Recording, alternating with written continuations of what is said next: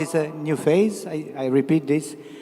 It's necessary to prepare the society for new technology. And in my opinion, of course, the technology is part of our life.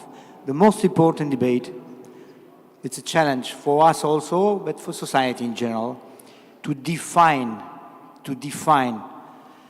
the correct legislations, the rules, because the rules is changed. We don't talk about human right not only. We change everything. Everything is changed. It's necessary to define correct with ethics the rules. I insist about this. It's strange because speak one engineers, not one philosopher or one lawyers and so on. But I insist about this dimension because the engineers change the society, but it's not change the technology, and with technology the society, but it's not enough. Thank you. I'll try to put a few details, but deep immersion of technology is obviously on the way. Sentience of the machines and completely transformed society with new values and understandings toward the future. Hopefully not dystopian, but we will see. Thank you. I'll probably echo what's already been said, but I would define Society 6.0 by the inevitable integration of digital technologies into societal well-being and the need to invest more time and resources to make sure that we are well adapted for that integration. Yeah. To my opinion, Society 6.0 is a society which is also based on economy. But what is the impact for everybody of this society? I think, and also at a larger scale, I think it will be a reshift of the power points, of the points where the power stays. That's one. Second, I think we all will be changed. We will change ourselves. We are not going to do things which we are used to do in the past. For sure, we are going to make it faster, simpler, and everything which is not within this framework, it will be considered either obsolete or not acceptable. And this is, at the end of the day, all these changes will bring some economic ground to that, to my opinion.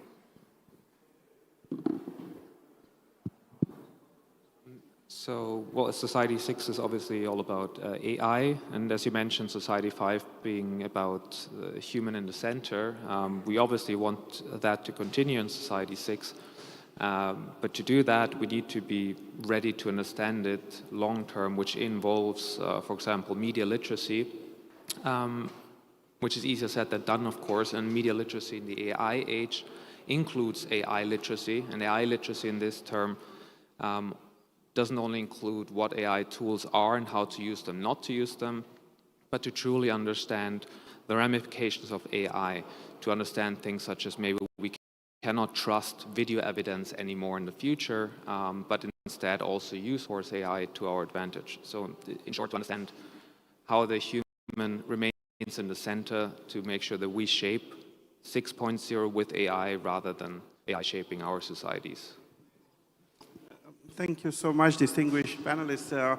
We do not dare to say that we gave a definition of Society 6.0 at the end of this panel. But if I can conclude putting together all the opinions of the panelists, I want to leave you with our vision, at least the vision sitting in front of you on this stage. So Society 6.0 is a society based on economy, where our human behavior will be changed and we will become more efficient. We will be based on media literature, and the ramification of AI will be at the reaching the bottom of the society. We will have this society based on rules and technology.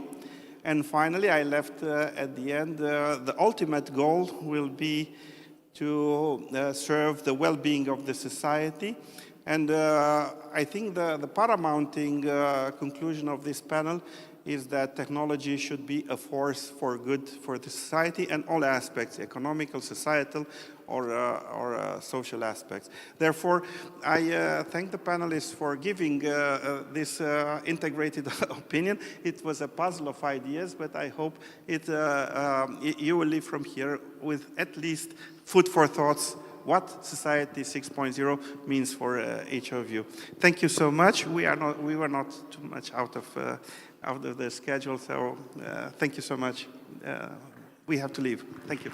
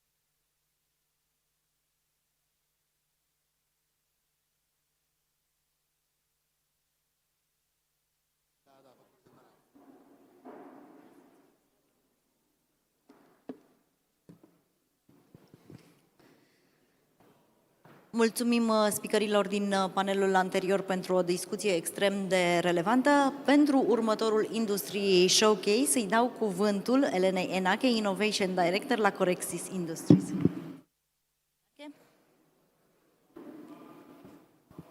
Mulțumesc.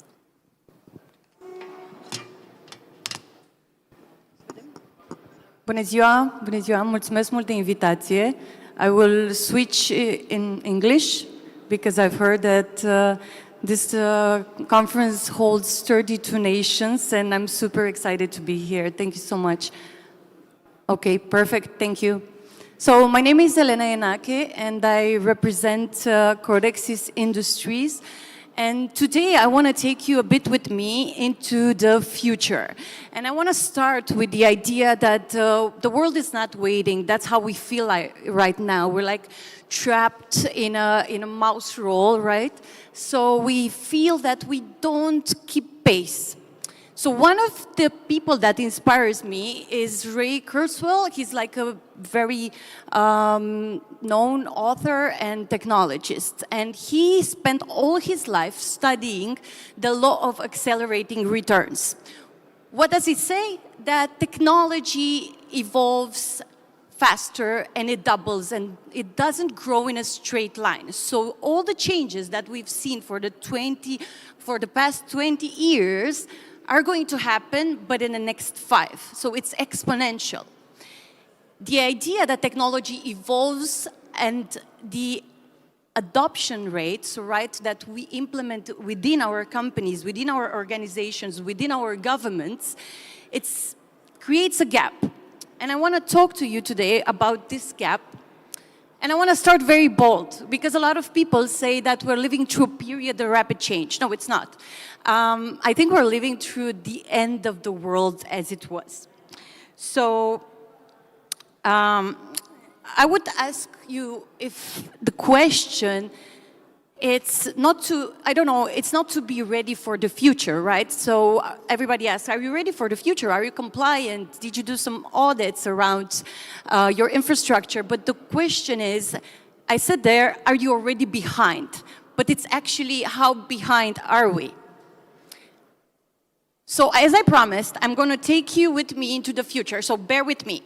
I'm not going to go through in details, but the future holds, let's say, 4 frontiers. The first one is the mirror, the nervous system, the quantum horizon, and the human equation. Let's start with the mirror. I got a bit inspired by, of course, people more smarter than me and more brilliant, let's say. So Yuval Harari, in his book, Nexus, he said, we're building this technology that can make decisions, that can take immense and consequential decisions, but it doesn't live in our reality, right? So it doesn't have empathy. It doesn't know how it is to live in the reality that we are. So we gave it like an extraordinary power, but we kind of didn't give it any wisdom. So that's why I called what you'll see next the mirror, because it puts a mirror in front of us, in front of our organizations, and it shows us what we have behind it. Is it, for example, I don't want to scare you here, because AI is not here to take our jobs or to, I don't know, destroy the world, but in the same time, it depends on how we use it. It's a double-edged sword. So I will start with the mirror, which is AI security services. And as we all know, organizations are trying to keep up, right? So they implement a lot of AI agents into their infrastructure. So what happens that 80% of these organizations report risky behaviors with these agents. Only 29% of them are ready to secure, and one small breach or AI, let's say it, AI failure, costs more than 1 million. I don't say that, EY Agentic report says that. So if you look at this, let's say, gurus of security, like huge companies like Checkpoint, like Palo Alto, like Cisco, they already acquired companies on which they do AI security advisory, or they build themselves one. So the idea that the AI security is optional, it's not there anymore. So you need to have a layer between your infrastructure and the AI agents that you're receiving within your organization. And I'm supposed to be fast and be ready in 12 minutes, so I won't go in depth, but what your AI agents are exposed to, of course, they are exposed to prompt injection, to goal specification gaming, credential theft. I'm not going to read everything, but you can come and have a discussion with me afterwards. But the idea that we developed at Corexis is having, as I said, a security layer built on all these four faces. Sometimes we like to say that there has to be something custom, okay, right? So we can have a lot of products and we can build standardized products, but it has to also be custom. So we need to assess first. What are we deploying and where, and what's the type of the layer that we're going to build within your company. Then, of course, the design, the implement, and of course, the ongoing advisory, because this is not just a one-time project. Okay, I will move next to the second future, if you're still here with me. Thank you so much. Which is the nervous system. So I like to use metaphorical words. And the nervous system it means that every connected world needs intelligence to survive. So not only firewalls, but anticipation. So everything that we built right now, every system, every product, everything, means there is a new entry point. Entry point for someone to enter. And what I'm talking about, it's cyber threat intelligence. So the idea that you build a product in order to serve humanity or to solve a problem for your customers, that means that someone can enter there and you don't know about it, because 287 days, that's when an attacker enters within your system, and it can stay 287 days undetected there. Of course, I have some data here, 4.9 million breach cost. Of course, that's like an average in the world, and that's like, let's say it like this, as an assumption, but I've seen way more, actually. So, and 72%, it's a human element, right, error. The idea that you will see at the end of the presentation is that it's always about humans.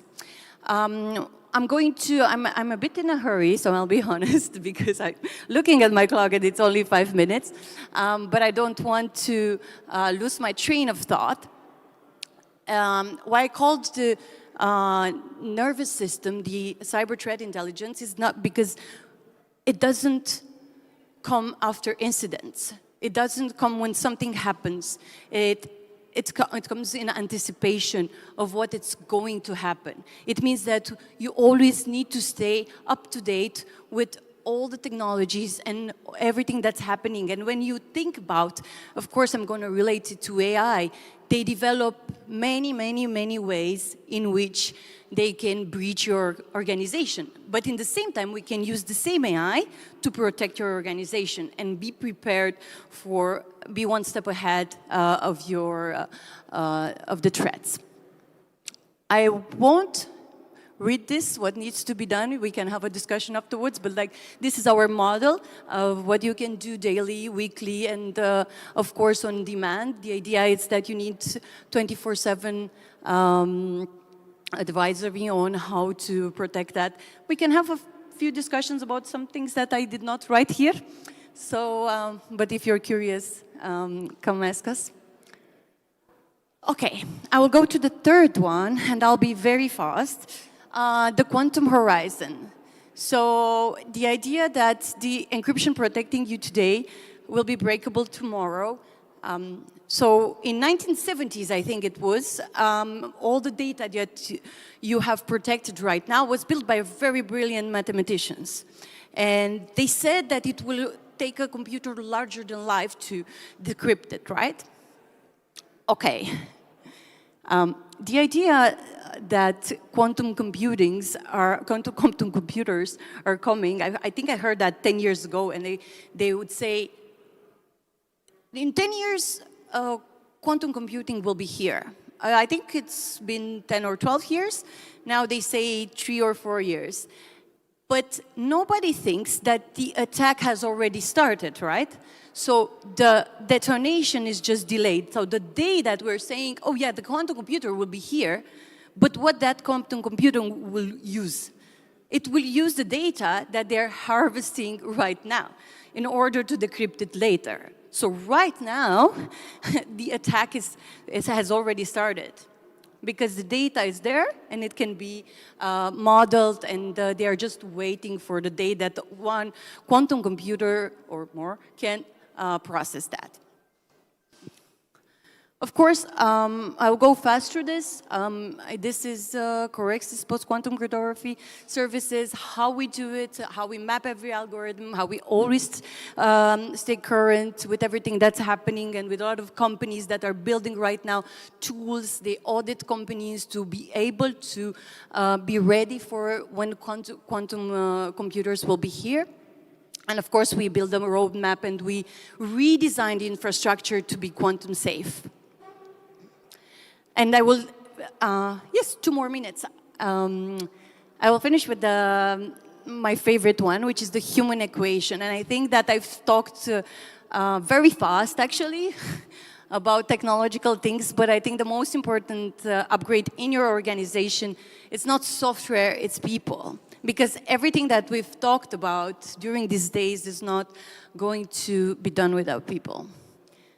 So I think I wrote here the skills crisis nobody talks about, but yeah, I think everyone talks about it. But I asked my mom, like, what was the average life of one of your skills? And she used to be very strong in mathematics and computer science. And she would say, like, I don't know, like 20 years, like maybe a lifetime. Wait, okay, now it's 2.5 years, and I'm actually not believing World Economic Forum because I think it's way less.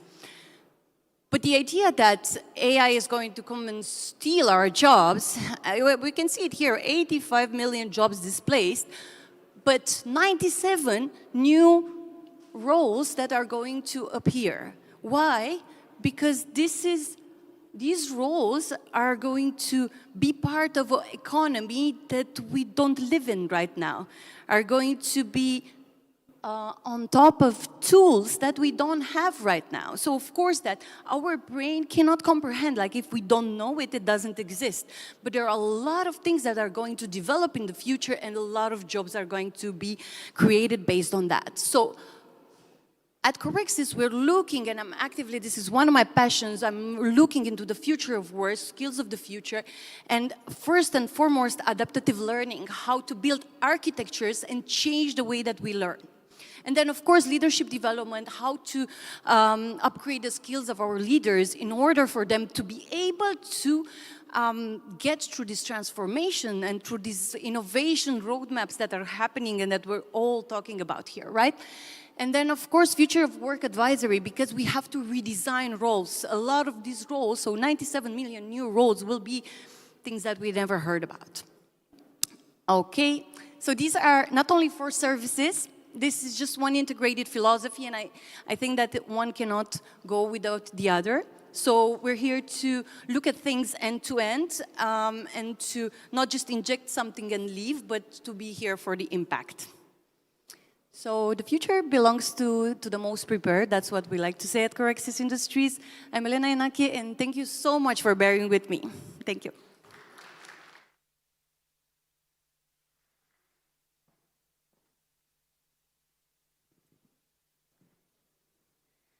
Mulțumesc frumos pentru această prezentare. Înainte să trecem la cea de-a doua ediție a Blockchain Intelligence Forum, vă recomand să luăm o pauză de prânz. După 20 de minute ne reîntâlnim în această sală. Un semnal sonor ne va anunța când reîncepe conferința. Vă mulțumesc!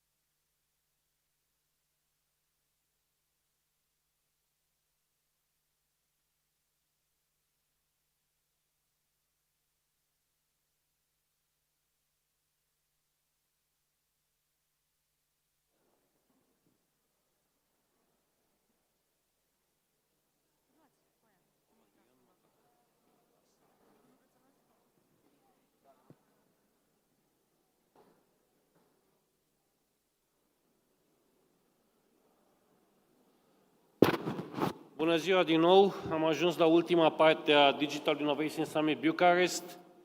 Este zona dedicată Blockchain Intelligence Forum.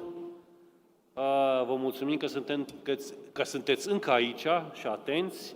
Îi așteptăm și pe cei care și-au extins pauza. Îmi face o deosebită plăcere să fim din nou la o ediție a Blockchain Intelligence Forum, a doua ediție. E un spațiu de tehnologie care pe noi ne interesează foarte mult, unde avem suficiente realizări, sperăm că vor fi și mai multe realizări, dar pentru că deja am întârziat foarte mult, o să-l invit pe celălalt speaker din deschidere, pe Adrian Mătac. Please come here for the first opinion and first remarks to be here. Adrian.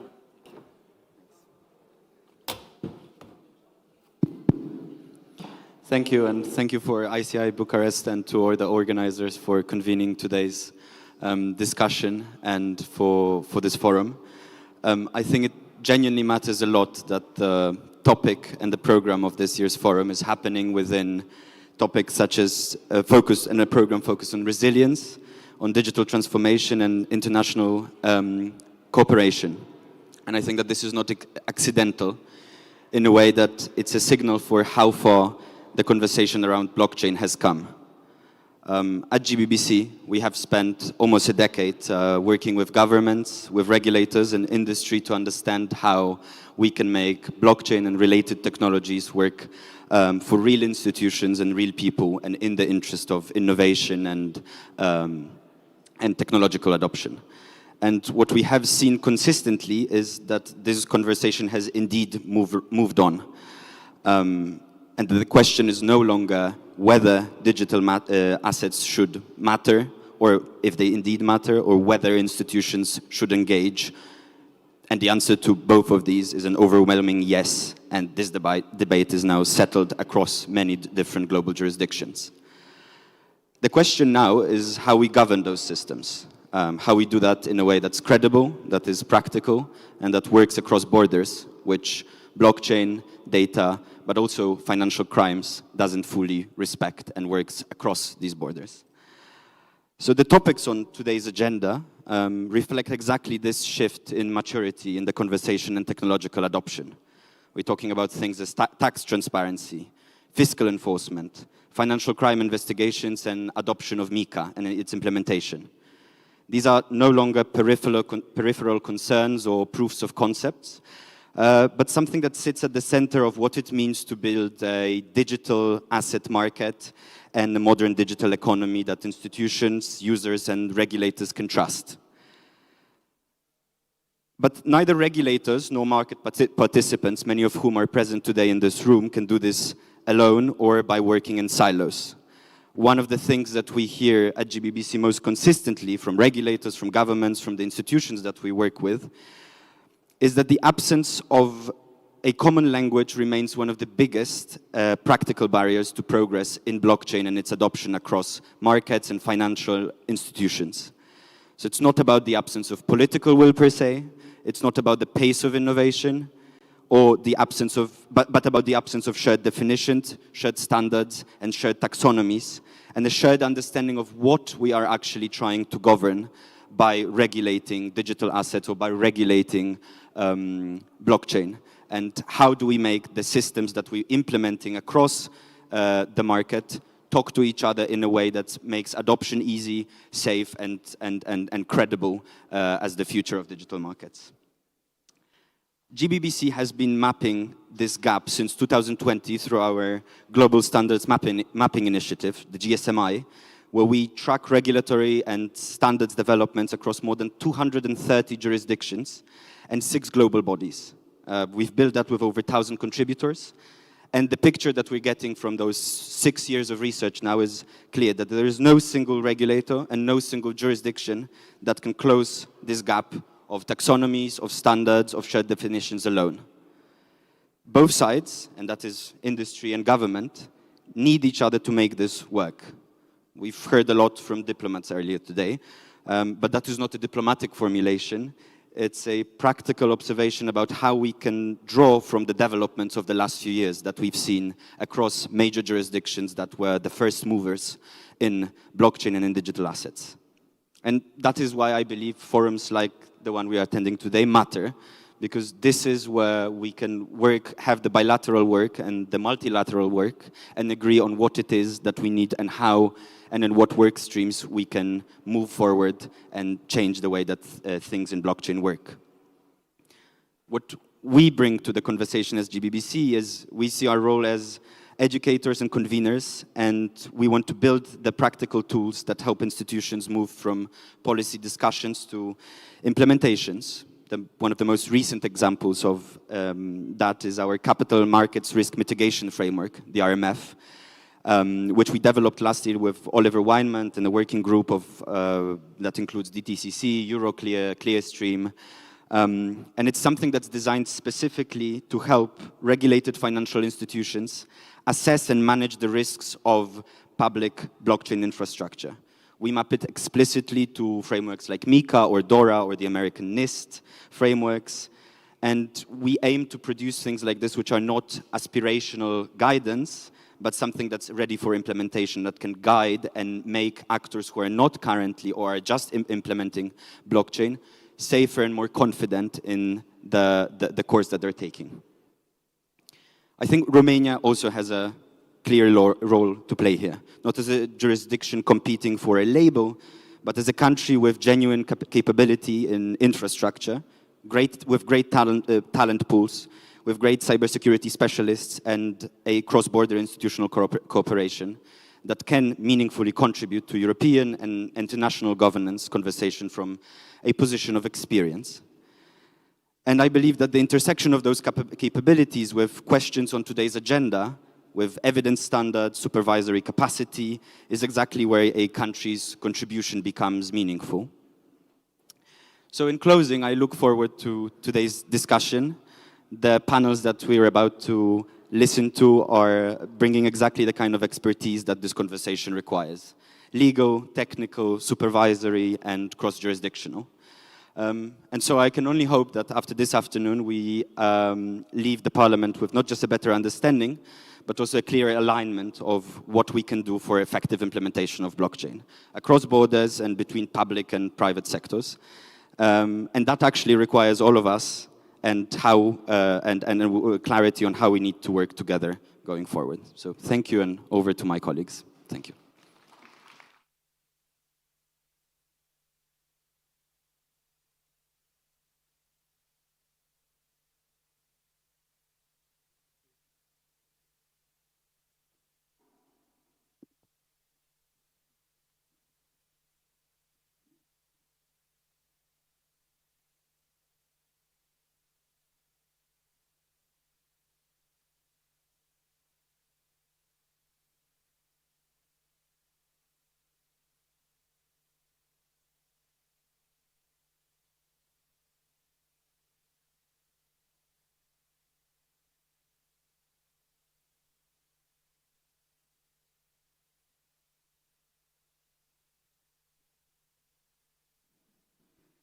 Doamnelor și domnilor, primul panel al acestei secțiuni se concentrează pe un subiect tot mai prezent în economie și fiscalitate: blockchain, transparență fiscală și aplicarea legii. Discuția va fi moderată de Jonathan Ritter, CEO la Chain Agros. Mr. Ritter? You should present your speakers. Okay. Do you have the details? Yes, I have what I have here. Okay. All righty. So we're going to be talking about blockchain data, tax transparency. Okay. We're going to be talking about blockchain data, tax transparency, and sort of enforcement related to the first two issues. So I guess everybody's out there. So I apologize for pronouncing these names wrong. The Ileana Botez from PWN Romania is here. Ileana, okay, coming over. Antonia Eliander from so Tax Forum, all righty. Gilda Popa from Putera Financiara, I hope I said that correctly. And Madalena Oker, who's a Accounting, okay. And Kristen Tiron from the Tax Authority is, okay, all righty. So let us, we got enough seats? Beautiful. Okay, I guess I'll sit here. Do you have a mic? Okay, everybody's got a mic. Beautiful.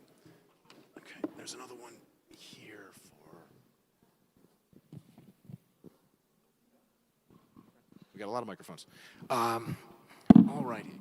So I guess, why don't we start with, if we're going to talk about data and transparency, what is new here? What is the, what's helpful? What can you actually achieve with this transparency? If you want to start. Sure, I can. Hello, everybody. So, what is new in data transparency? I think it's not the asset, although you can discuss and we can debate about the granulation of what assets mean in digital world, in digital economy. And we could do that, but the bottom line is that for the purpose of simplification, assets remain the same. It's the infrastructure and mostly the way that we transaction the assets that's changed.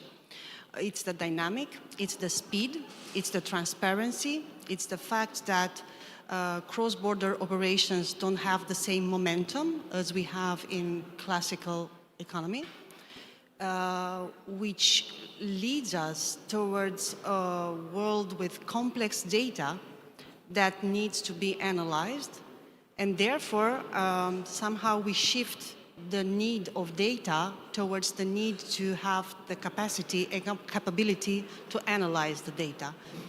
I think it's... So, I mean, that tilts the balance of who has to do the work, right? So, I mean, how do you think about assigning the responsibility for sifting through all of this more complicated information? I mean, is that like private accounting work? Is that the regulator's job? You know, how does the... I think that how Adrian has stated in his introduction, we lack a common language across the world and especially now here in Europe. And there is a need of standardization that we feel more and more coming.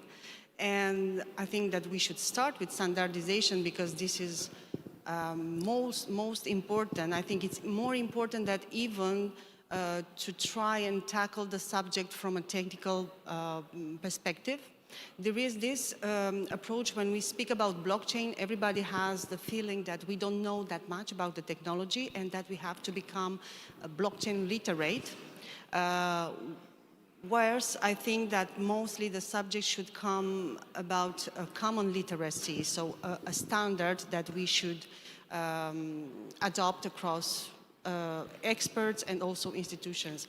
And of course, this pivots the subject from standardization to another relation between the public and private sector, as now public sector needs to help create the standards, of course, but also they are shifting their roles from data collectors to data analyzers.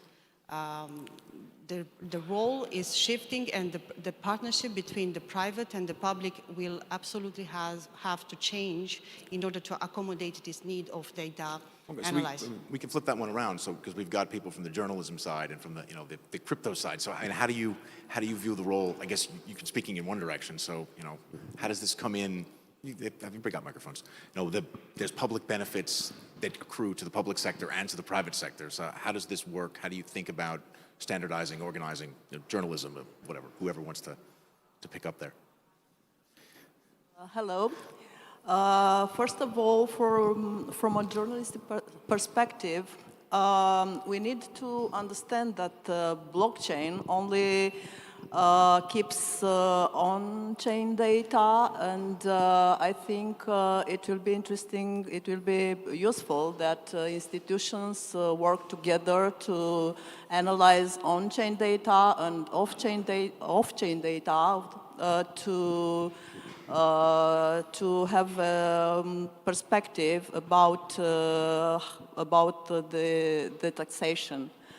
because if we look at the taxation system, the public should understand, and of course the taxpayer should understand how the system works and what do they have to pay. Oh, so, okay, that's an interesting perspective on transparency in that it's about convincing the public that what the government's doing is correct, right? I mean, you can flip this around from the user point of view. You know, how do people view, you make your records more public, what benefit does that give them in the other direction? Right. So thank you so much for the ability to speak. I will speak from both tax law perspective and blockchain perspective. So when we think about data and data collection, I always say that data is both blessing and a curse, because our Dutch tax authorities, for example, have terabytes of data, and that sounds wonderful, but you have to have the technological and the human resource to go through it. So now with OECD CARF and DAG 8 that came this year, it's really wonderful because tax authorities will have a lot of data, but having the data is just the first step. You have to understand it, you have to be able to go through it and correctly analyze it. So then when we move forward about other things, we discussed taxonomy from a tax and legal perspective, also from blockchain perspective. We call it classification issue, because 20 years ago when I wrote my thesis about classification issues with transparent entities, again, this problem occurs because some things died because of BEPS, for example. It's a tax initiative from the OECD, but like in a Halloween movie, it came back because of crypto. So now we have a lot of classification issues again between corporate and tax law, both even in the European Union. And then it becomes a total mess, because what an asset is in this country, so they will say it's an utility token. The other country will say, no, it's a security token. And then, yeah, I can go on and on about that, but I'm really glad, I'm really happy that this forum is working on taxonomy, because that's the first step of everything in this process, not only from a technological perspective, but also from a legal and tax perspective. The first step is having the right taxonomy and the right classification. I'll stop because I can talk forever. So these things kind of go in both directions. So you know, each jurisdiction can make its own decisions, and then they have to coordinate. How do we start to put together a framework to reconcile these things, to build better data interchange, to organize, right? Just discussing it is not, you know, there needs to be a process. Thank you, Jonathan. So my approach is coming from the capital markets perspective. As you probably know, we are dealing with a lot of data, especially within our stock exchange, based on the trading platform that we had. So what is important from this perspective is that the trust should be there, and the trust is based on the transparency. So here is the, let's say, the main core relevant element from the blockchain, because we need transparency. The transparency means trust. The trust attracts capital. So these are very, very important.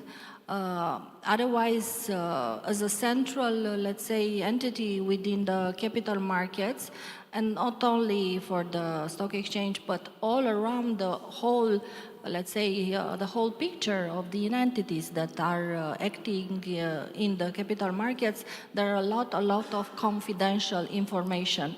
So the investors need to be sure that data are very secure, And from that perspective, that blockchain is again, it's again a very, very important tool, let's say.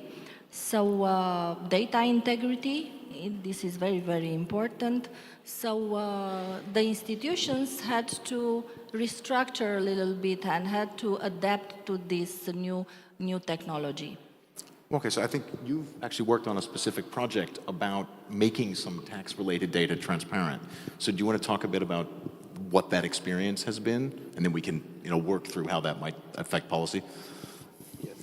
Yes. Thank you. First of all, I want to make a little rectification for what you see on the screen. I'm from the IT department inside the Ministry of Finance. It is called the National Center for Financial Information. Nothing about intelligence in our name, but I don't mind to put intelligence there. So we are the IT department for the Ministry of Finance and the National Tax Administration for ANAF. And I would like to address more concrete aspects of this matter. So you know very well that we are in the process of implementing MiCA, but also DAC 8. If you follow the news, you know that we are developing a new form, a new tax return form, a reporting form, which is F8000, and this will be for MiCA. This will be available in the short time on our site, and those who have to report will have till the 31st of March 2027 to do the reports for year 2026. So all this information will come to ANAF. At this moment, we do not have the expertise or the tools necessary to analyze this data. I think there was a statement by our president, the president of ANAF, a couple of months ago, which stated this, that we do not have the expertise or the tools, but we are very much involved, and we are trying to find the solutions, the correct solutions to get all that we need, because we all know that this is very important, not to only collect the data, but also to be able to process it and to get the useful information out of it. And there is some other project that I would like to talk about, if I may. Please. Well, a couple of weeks ago, there was a new statement by the Ministry of Finance, which said that there is a project with European money that this project is going to use blockchain. I think this is the first time in Romania that there is such a project. It is called BF Chain, and it will use blockchain to write data from the cash registers, tax receipts that we receive now as ANAF from the cash registers. This will help us be more transparent. Everybody could see from when the project will be over. Everybody will be able to see all the data that now ANAF is receiving from these cash registers. And also there will be a mobile app, and everybody will be able to scan these tax receipts and to get some kind of a wallet inside the blockchain, and all the tax receipts that were scanned and validated by ANAF, you'll be able to have them in your wallet. This is in very short terms what we intend to do. If you are more interested, you can look for this project. There are some, as I said, some news statements from our side, BF Chain. Okay, so, thank you. That's a concrete project doing some transparency for some tax-related reporting thing. So fascinating. So how, I guess you all just came up with the formats and it's published in whatever the specification you developed is.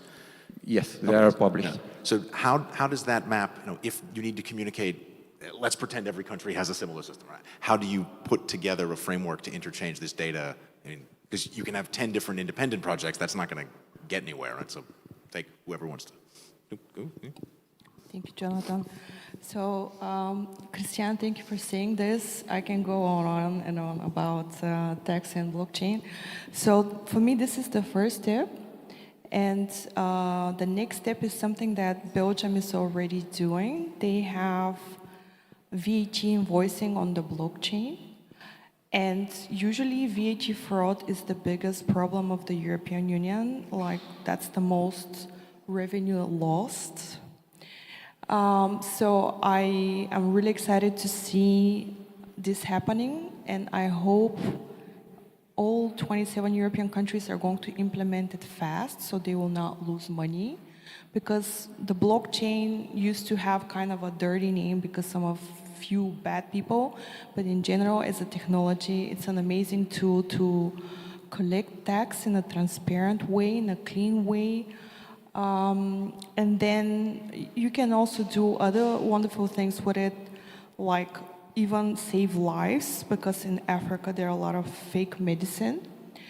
And if you have simple receipts with a blockchain connection with the barcode, then you know that your medicine is real.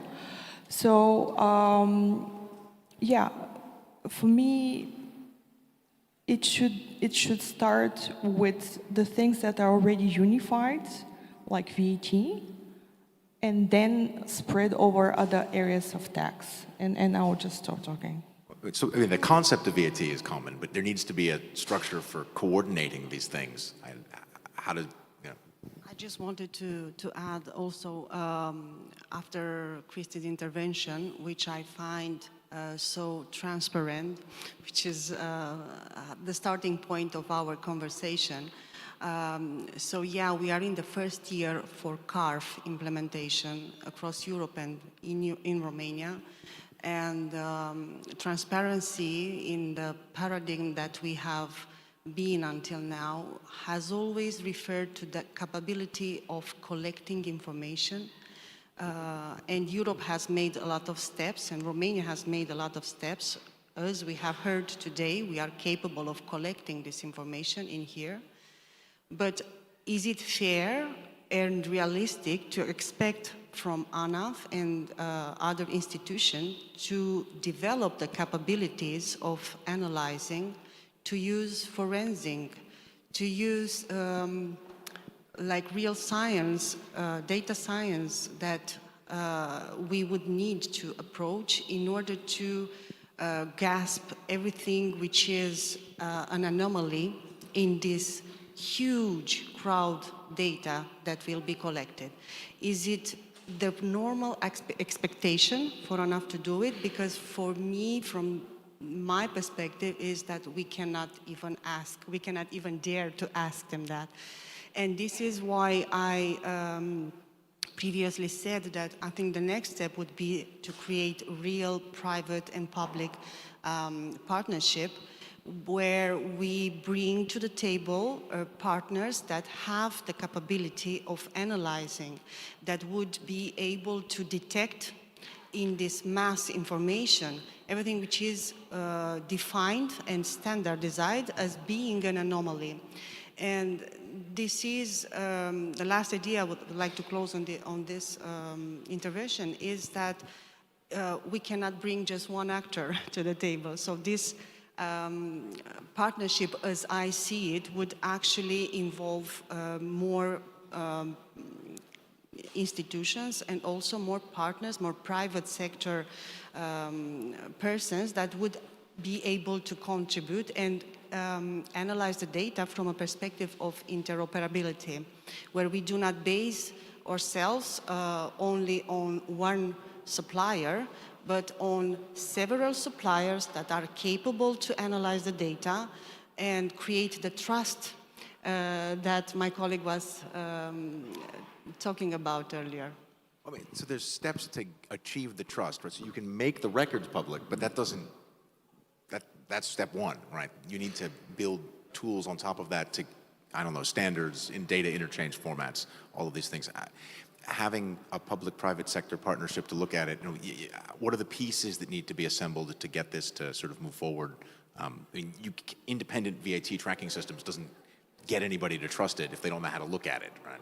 How do we, you know, journalism has a role to play in presenting to the population. The people who are doing accounting work have a, you know. Well, I think IFRS has a good deal to do also to move forward a little bit, because yes, it starts with accounting, and the way that we are building now data is by just not looking at this volatile asset, and we are just treating them according to two standards and ignoring the details of it. So yes, IFRS could do a better job in listening to the markets, but nevertheless, it's a standardization job within IFRS for accounting purposes, within Europe and the world for how Antonia was saying about everything which is law and tax related law. And I agree that VAT can be such a fabulous point to start with. And I think that we have to anyway not lose the time in standardization, because I fear that we are concentrating ourselves so much on collecting data, but we are somehow losing a little bit of time on the other side of so stock exchange is a great example where all the different stock exchanges have kind of the same data, but there must be lessons from that experience in how to approach this problem.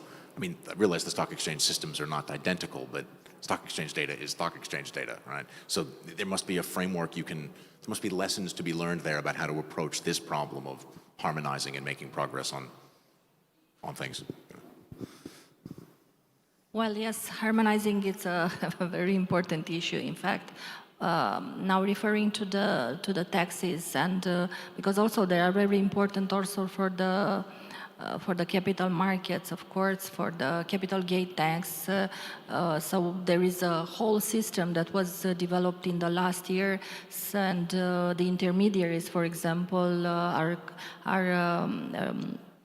using their platform in order to have the capital gain tax for each trade that is being done, and they are sending, let's say, this capital gain tax directly to ANAF.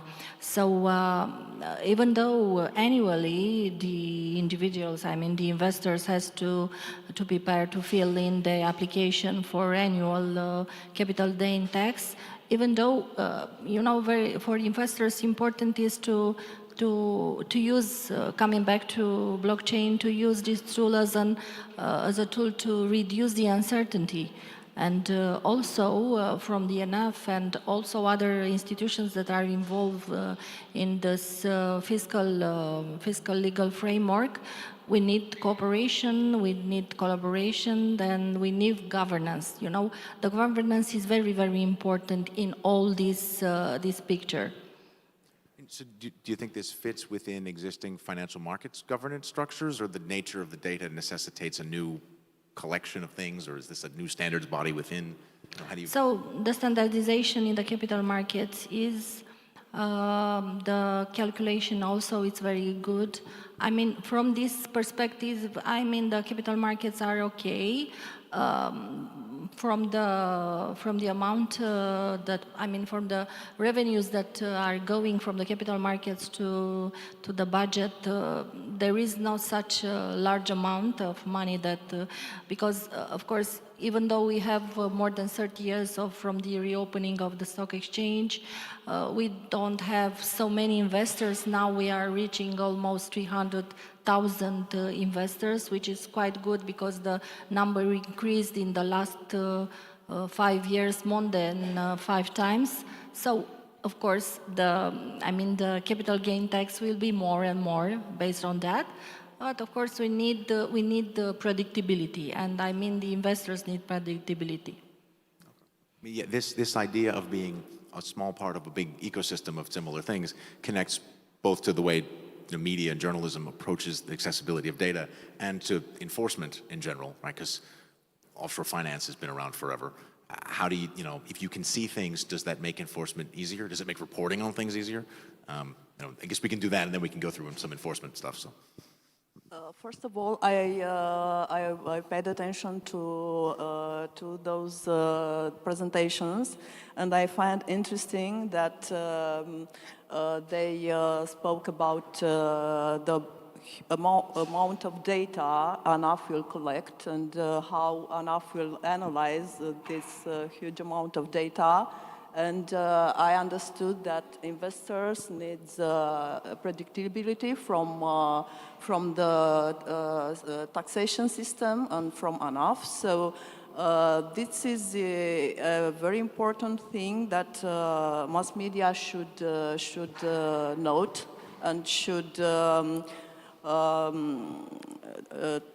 try to make these actors work together to improve the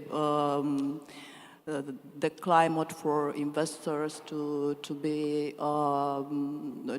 more interested in Romania.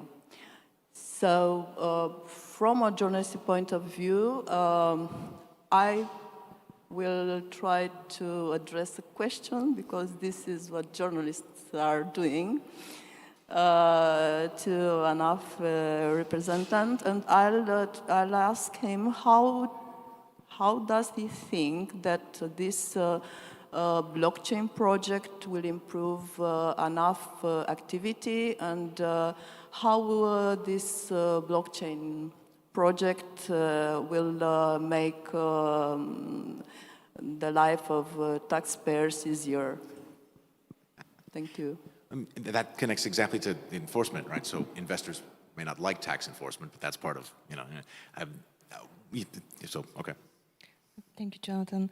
So I just wanted to continue on DACH 8 OST curve, MiCA.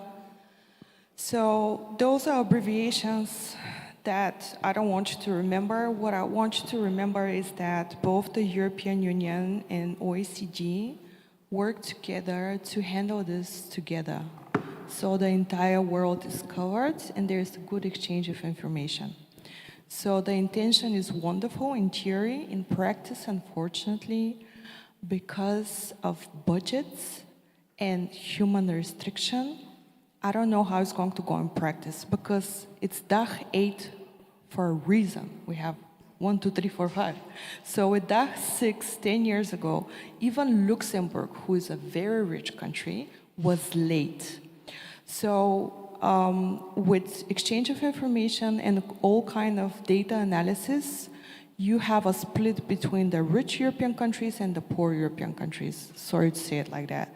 So they will have enough and same amount of data because they will exchange it. One of them, I will not say who got hacked, so they will not get some data, because when you're hacked, you don't get data because you're exposed. But then the problem is, because of budget and capability, the rich ones will be able to handle it, go through it, get even more money, and the poorer ones will not be able to do that. So next week, I'm at the DG Commission taxation conference. I hope they will talk about that. I hope there will be help from the best in class, so things can be more unified. Because also with the other thing we have on blockchain, which is the MiCA regulation, and when it's a regulation in the European Union, you should apply it the same. And again, in theory, it sounds beautiful and it's applied the same, but in practice, we have another distortion on the market and another competition, and that is pricing. So let's say the poor Lithuanian government has, 8,000 licenses to go through because they're a cheap but really good jurisdiction for having a license for a centralized exchange. And then the Dutch government says, our license costs just for us 100,000 euros. We only want the big guys. So they have much less work. And then, businesses will still go to different countries because of competition. And the whole point of the European Union is not to have competition. So for me, this is going to be a very interesting development. I hope the richer countries are able to help the other ones with trainings, and that's why our Crypto Tax Forum gives a lot of free training every week because we want everybody to be able, from tax authorities, law enforcement, to Web3 investors, to understand tax, to not be afraid of it, to pay it, to not tax too much. So I hope with joint efforts it will be better, but if it's not, we should not be too hard on ourselves. I mean, there's a natural tension there in that MICA gets implemented how it gets implemented, and then the data that results will vary from jurisdiction to jurisdiction. There needs, you know, it's not all supposed to be identical. There needs to be a process for sifting through that. I wanted to add on what Antonia said is that even before the economy started to be digitalized or to have a real digital economy, because these are two separate concepts as OECD has stated, we had our problems in understanding the national tax in difference to jurisdictions. So the problem of tax residency was always on the table and is always on the table when it comes to Europe and in general across the world. These problems have not been solved on the moment that we have accommodated this new technology. They have been sophisticated, let's say. We have more problems now with the tax residency because the digital economy makes, in comparison to the market asset that you were discussing earlier, it has a lot of speed, it has another dynamic, it has just another way of actually exchanging value. Therefore, it's not, it doesn't make easier the problem of tax residency, it makes it more complex. So this is one of the subjects where analyzing data becomes quite interesting, because if we don't have unified standards, we will have jurisdictions which will analyze their data, and we start with the fact that CARF asks intermediary organisms to collect the declared tax residency. That means if we have an actor who is going to act on the market, they will auto-declare their tax residency. And somebody will do this with bad intention, and somebody will do this with just bad knowledge on the subject. So not with bad intentions, but without having a proper understanding on the tax distribution that they should apply. So these subjects become even more and more complex when you think that we start analyzing data with the fact that we trust the user. He will correctly declare his tax residency towards the coordinated intermediary organism. And then we trust that the organism will give us transparency towards the state, and of course they will do, and this goes, it started well, let's say. But then we trust the state that they will be able to analyze these tax residency problems, and that they will understand what is missing from the reports and what is declared with anomalies from different jurisdictions. And we act as if we are different markets, and that Romania will do her analyze and Bulgaria will analyze separately. But how will we know the missing taxpayers from our paycheck, which are maybe on the paycheck of Bulgaria? So the tax residency is something that has become even more complex now. I mean, this is a classic limit to, you know, the data that's transparent is only what went into the data in the first place, right? So, well, there are a couple of questions that I think I should answer. First of all, we are trying to use the international standards, European standards and formats. We are not trying to invent new ones as much as possible. So you should be, there is no worries there, okay? Second of all, there was some talk about VAT. We have a system that is in Romania, electronic invoicing. It's called e-factura. It's implemented for a couple of years now. This system says that an invoice should be sent through an IT system that is in our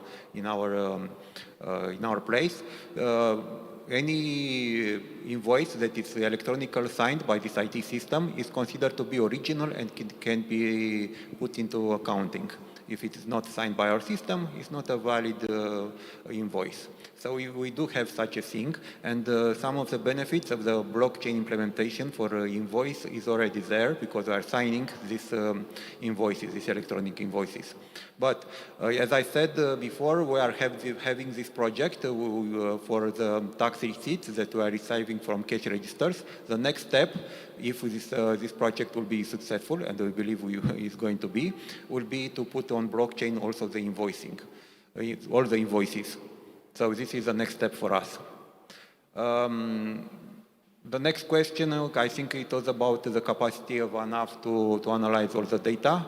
Well, the collecting, everybody is on the same page that we are able to collect them, okay? We are going to collect them. For now, maybe we are not very much prepared, but it's a priority for ANAF to prepare itself in the near future. So in a couple of months, mostly no more than a year, we think we are going to be prepared to analyze the data, not just collect them. And of course, this cannot be done without the support of the private sector because we do not have the expertise right now. So we will have to go to the private sector and to get the information and the tools and all there is there. So we'll be able to analyze all this data. And I think the last question was about the new project that we have. What are the benefits for the taxpayers, for the citizens? One, first of these is the fact that we'll be able to show to everybody, to the public, that we are receiving the data. There will be the transparency, the fact that we cannot change this data once we've written them on the blockchain. So everybody could see that ANAF is receiving these tax receipts. They are not changed afterwards. This is the first thing. The second thing, there is a big problem now because we go to a shop, the seller does not give us a tax receipt, and we are going because there is no reason why we should ask for the tax receipt. It's a piece of paper that we are going to throw it away when we go outside. Okay, so this is something that we try to address, meaning that there will be some benefits for the person, for the buyer who will get the tax receipt. They'll be able to scan, and if this tax receipt is validated by the ANAF, it was sent to ANAF, then it will be my tax receipt, and I'll be able to use it for deductions, for participations in a fiscal lottery, and other benefits. We think that this is what this project could resolve. That's an organizing principle. If it's easier for the end user, they'll want to use it, and then that's public benefit for them. Yes, for sure, and that will be not only on the paper, the tax receipt will also be in an electronic form. Can I add just one advantage that we also expect, which is the view from the private sector, is that right now, because we have this European law adapted to us, which is considering the format of the document and the content of the document, so it's form over matter, if you want, in order to analyze the possibility of deducing or not deducing a document. So right now, this advantage will be huge for Romania on the moment when archives, which are meant to be kept for 5-10 years, depending on, they have two legal terms, depending on the conditions, they will be disposable. Right now, these papers that we were discussing about, they are written on thermic paper. So entrepreneurs now need to invest money in order to organize archives to create documents that are able to be verified for tax purposes. So all this will disappear. That is for the benefit of the population and of course, for the private sector also. Just wanted to add this perspective on. You wanted to say? Thank you so much.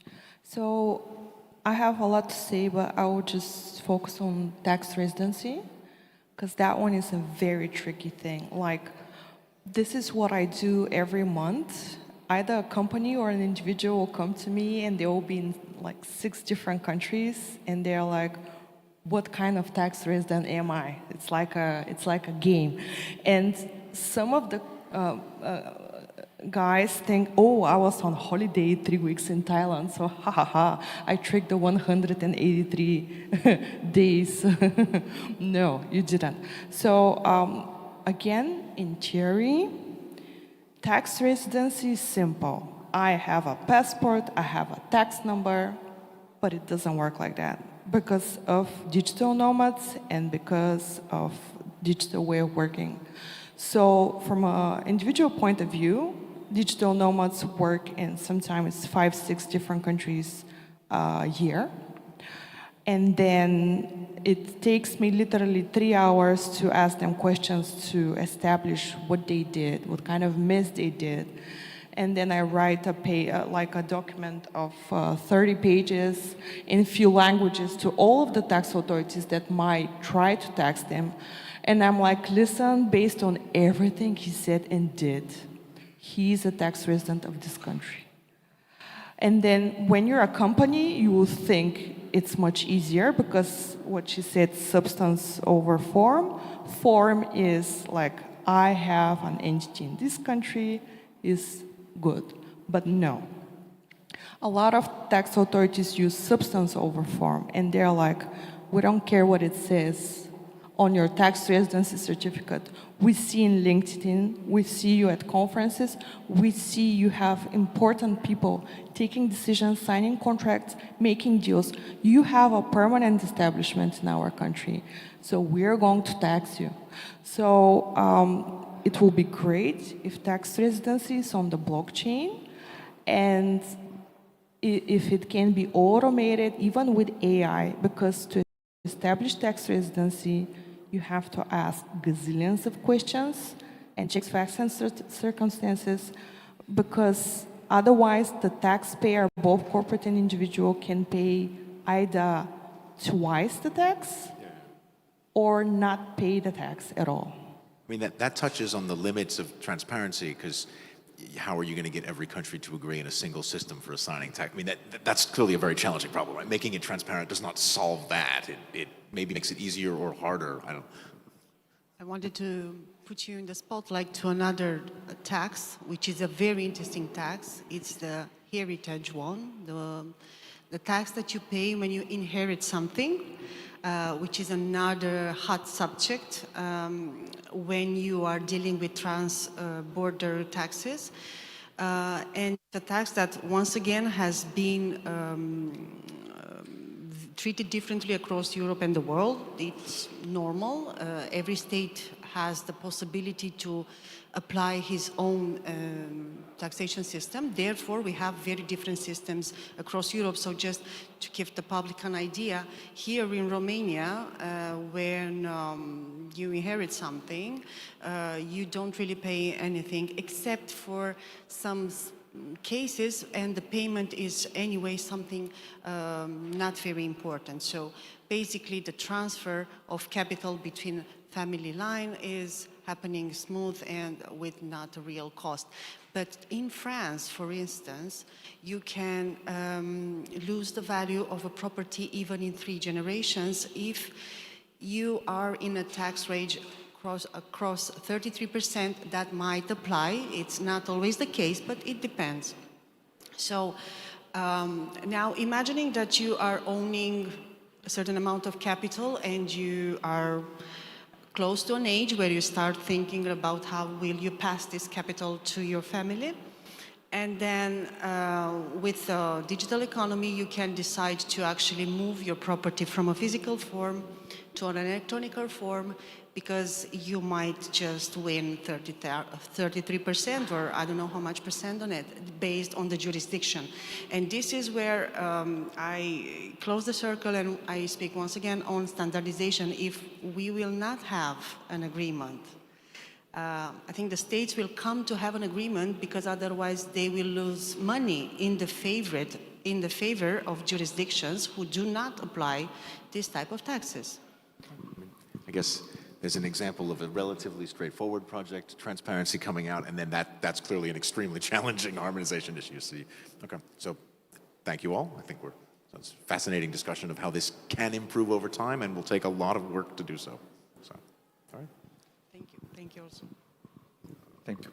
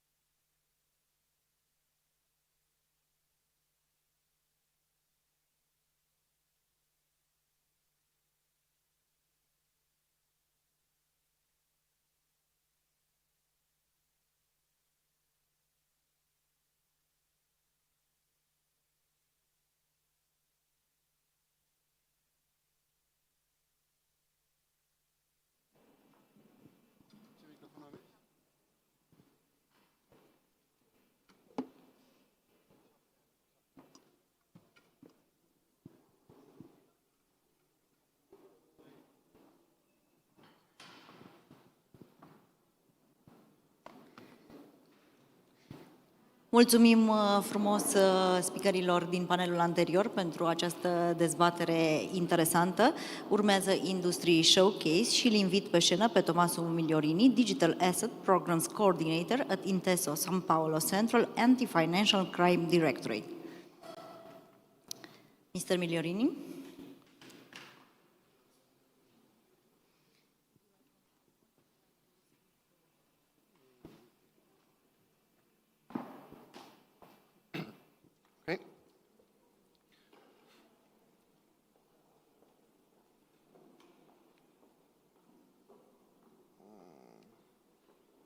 Okay.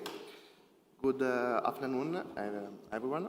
My name is Tommaso Migliorini, and I work in Intesa San Paolo, Italy, in the Anti-Financial Crime Group department. Could you speak in the mic? And I mostly focus on digital asset and crypto compliance. Today, I want to speak about something that is always overlooked in banks, which is managing the risk related to customer dealing with crypto assets.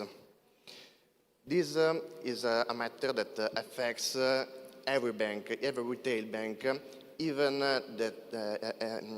if they are not directly involved in crypto asset markets. Okay, so let's start with the basics. Today, crypto are still not largely used in the real economy. So to buy crypto,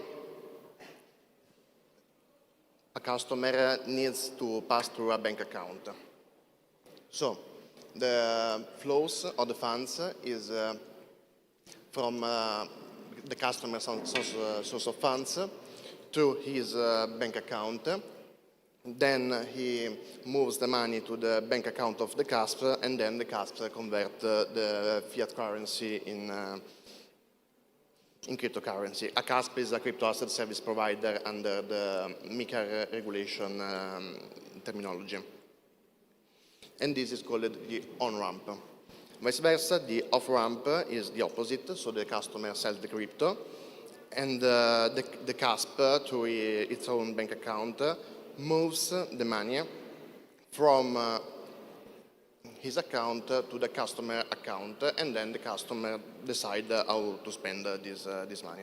So this means that most of the fiat money that go to crypto or comes from crypto passes to a bank account, and the bank does not touches the crypto at all, but handles the money around it.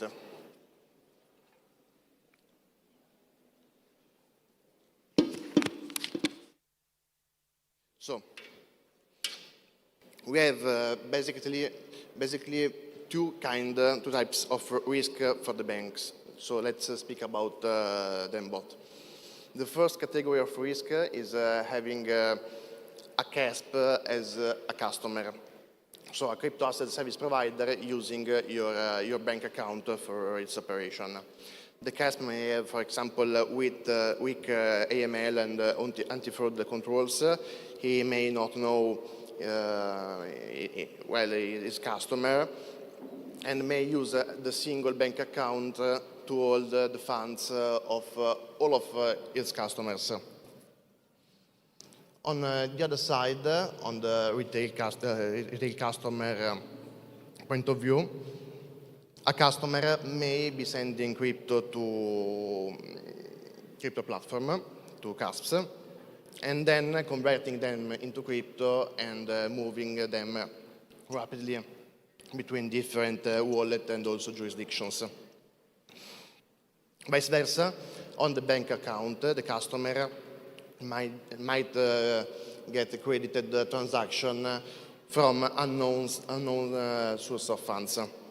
So both risks exist in a bank. Even the bank has absolutely no crypto products. Just providing a bank account is enough to be exposed to this risk. So about how managing this kind of risk. In early 2024, the European Banking Authority, the ABI, published updated guideline about customer due diligence and general KYC crypto risk. So, to be short, there's new provisions which are crypto asset specific, cover for the bank interest 3 areas. The first one is the customer due diligence, and these guidelines specifically state that a crypto asset service provider is higher risk, has an higher risk. Then the EBA guideline about retail banking states that if you open a bank account for a CASP and in this bank account the CASP hold his customer money, then you have to treat the CASP and the customer like your own customer, with a relevant exception that maker license is considered to be a mitigant, a mitigant of the risk. So if this is the case, you can apply just standard due diligence. And at last, correspondent banking. So the regulator identified nested CASP within a payment service provider or other bank using correspondent banking services being higher risk just because this nested CASP may have low quality AML control. So assessing the quality of the AML framework of your customer is useful in this case.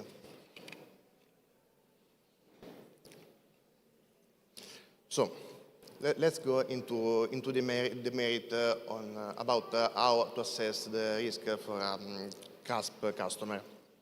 So first of all, to assess the risk of a CASP, you need to know that your customer is a CASP. So this is not so easy. It's quite harder than how it sounds because, of course, there are some kind of public register like the MiCA register, like national registers you have to check. But also we have an ABA list of non-compliant entities. It's mostly an ESMA list. And there is no NACE code related to the CASP economic activity. So identifying a CASP is not so easy. You have to know your customer really well, understanding which kind of business does he performs. Then, after you assess that it is actually CASP, you have to check if under your regime, so for example, Romania is under the European Union. In the European Union, we have the MICAR framework. He is authorized to operate. So, many countries have a transitional period. You have also to check if maybe your CASP is not in the register, but is in the transitional period, or is totally non-compliant.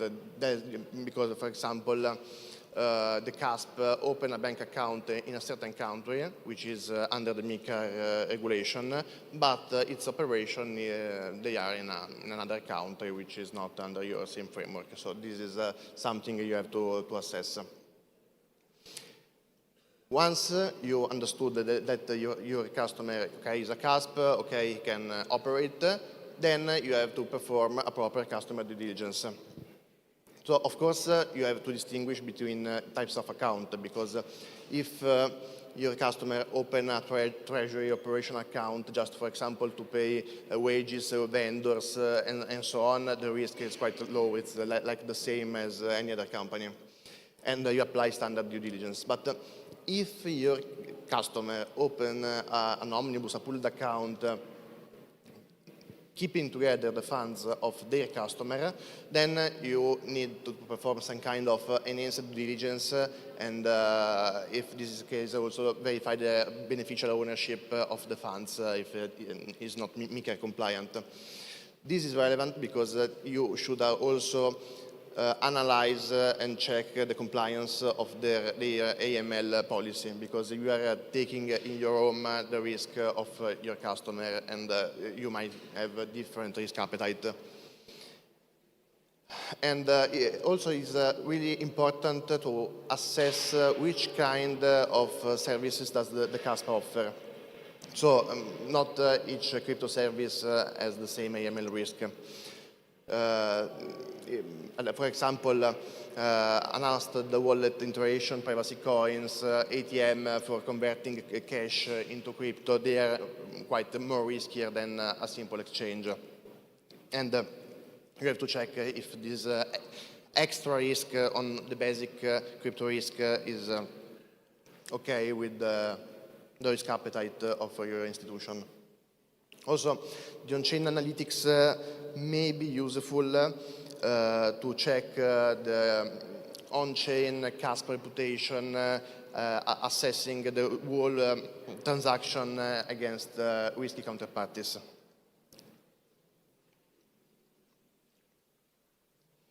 Okay, so from the retail customer point of view, what you can do is doing a proper transaction monitoring.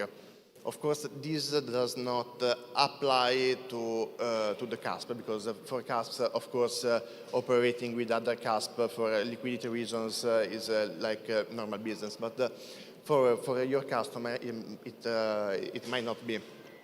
So first of all, you need to understand which transactions are crypto-related and which are not.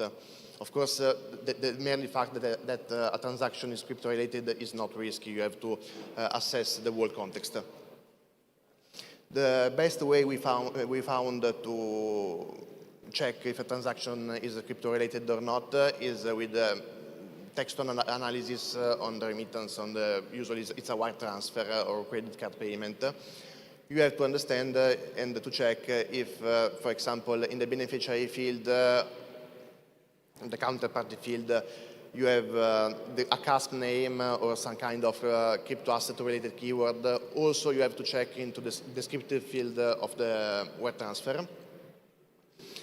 Because, for example, if the CASP use some kind of PSP to move the money, maybe the name of the CASP does not appear, and you have to rely on the description, for example, because the customer write down buying Bitcoin or paying Binance, for example. Then, once we identify a transaction as crypto-related, then you have to apply actual crypto-related red flags. So we have many regulatory list of crypto-related red flags. You have to choose which one better fits with the business model. of your bank. But basically, for example, not each customer has a subjective profile that is okay with buying crypto. For example, elderly people are less likely to buy to buy crypto, so this could be relevant. Also, for example, money moving scheme may be relevant, many to one, one to many, or transaction performed by higher risk customers, maybe involving also high risk countries. Everything is relevant. Also, the on-chain analysis may be useful, of course, not for systematic monitoring, because you do not have on-chain data because you are operating just wire transfer. But if the customer gives you some kind of information about the source of funds, especially for a bigger amount of funds deposited, maybe you can ask him from on-chain reference and track the transaction on-chain and check if what the customer stated is actually correct, it's true or not, or is he lying, it may happen. And finally, I want to mention the critical role of the training, because we have to admit that in banks we have really, there are not so much competencies about crypto asset, and you have two main risks. The first risk is to overreact when you see a crypto asset related transaction and file a SAR with no substance, so a useless SAR, or they will perform some kind of de-risking and losing the customer and losing the commercial opportunity. Or under-detect, so not identifying the crypto-related red flags at all and risk a sanction from your authority. Of course, your professional need to have sector knowledge about how does crypto asset and blockchain work, regulatory awareness about which regulation are applicable or not, and operational sensitivity. So, okay, when you see a transaction that is crypto related, you have to know how it works and what is happening. So, to sum up, the banks are still the core of the crypto asset environment, because they are the gates to enter and to exit the ecosystem. Also, for banks that are not involved directly in this kind of business. We have a regulatory framework that is quite clear today. And what remains a challenge is actually the implementation. So building the right controls, training the people, and making risk-based decisions and just not going in overall the risking. Thank you very much.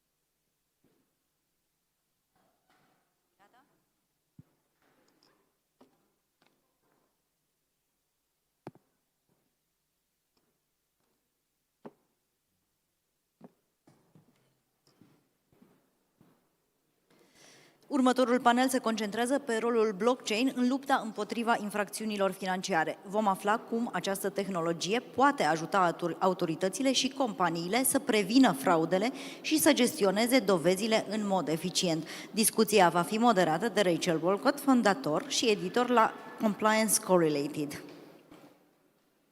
Mrs. Walcott?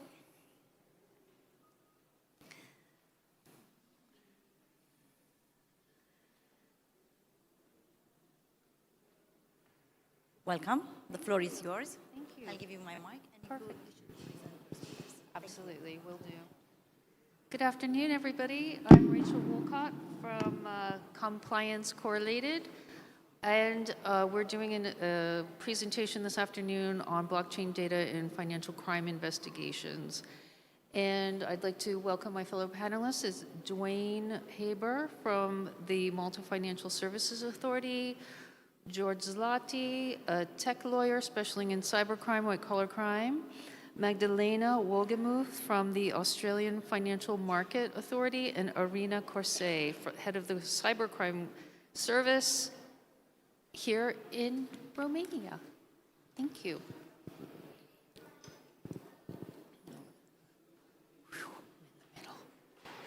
Do you guys have a mic? Oh, you've got a mic. Okay, perfect. So the first thing we wanted to start off talking about is what is blockchain analytics and why do we have them, just to give a really top-level view. So blockchain analytics tools are used by investigators, by law enforcement, by regulators, and by the exchanges and sometimes the users themselves to find out what's going on chain, even though it's all supposedly out there and very transparent. You do need some quite hefty tech and expensive tech to actually understand flows, who's sending money to whom, etc. So I'm going to hand over to Magdalena right now, who's going to tell us about, like at a very top level, what some of the issues are with these tools. And I think that Tommaso did a really good job setting out some of the things that you should be looking for, you know, when you're looking at a CASP. But also, I think almost there were some tips in there about what you would do looking at any kind of crypto client, or even looking at transactions themselves. But anyway, Magdalena.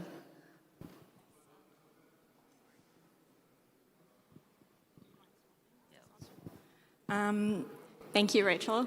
It's so nice to be here and so nice to meet everyone. I'm from the Austrian Financial Market Regulator, and I think it's important to also distinguish a little bit between AML supervision and law enforcement, because we do have different needs and requirements, but as AML supervisors, we really rely on data and information. So we do data-based supervision and also risk-based supervision, and the base for that is data and information, and it needs to be complete, and we need to be able to understand it as well.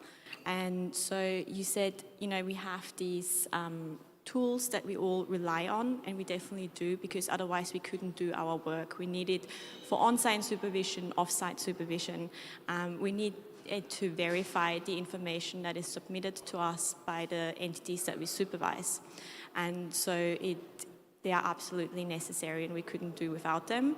However, in our case, and I can talk a bit more about that, what we do in Austria, what approach we have, but very often you cannot only rely on one source of information, because we found out that no source or no tool or provider is ever complete and gives you a complete picture of everything that's out there. And so with these commercial providers, you very often get sort of a traffic light system where they say, yeah, this is high risk or very high risk or most likely high risk. However, they provide you with aggregated data, and they don't give you the raw data that you can actually understand how they came to that conclusion. And that's a bit tricky, especially I think as well in law enforcement. When you need to build a case, you want to understand how they came to the conclusion that they showcase. And obviously that's part of their business. I do understand that, but for us it's important to see the entity that we supervise as a whole and understand what's going on. And so it's a bit of a black box. They use clustering methods and tagging and labeling, which is not always easy to understand for us. And so that's one of the challenges. And it can be subjective, right? Absolutely. Yeah, I mean, I think that's one thing that we're going to talk about a little later, is like the need for standards here, because of a lot of the issues that Magdalena just highlighted. And another big issue is that despite, I don't think you can repeat this enough, that despite what everybody says about digital assets, not everything is happening on chain. So you're not getting a complete version of the truth on chain. You're getting a picture of what happens on chain, and I think that's a really important distinction that everybody should remember. There are loads of ways that you can exchange crypto assets off-chain, offline. Anyway, Dwayne, can you talk a little bit about how you're using the tools at the Malta Financial Services Authority and give a regulator's another regulator's point of view, please? Oh, sorry. Thank you. So, first of all, good afternoon, everyone. Just to give some perspective with Malta and the national competent authorities, the MFSA, where I come from, where I work, is the financial regulator of the country. We're essentially in charge of authorizing and supervising our license holders, essentially. Of course, the supervision part comes with using certain tools for our work. In terms of our work, we use two systems. So we use a system which provides us, which is essentially sort of like your typical commercial tool. And then we use a secondary tool to sort of confirm any findings that we have through the previous, through the first tool. What I wanted to highlight here, and I think this is important even in terms of the tool and how we carry out our supervision, we believe a lot in cooperation and very close collaboration between the national competent authorities.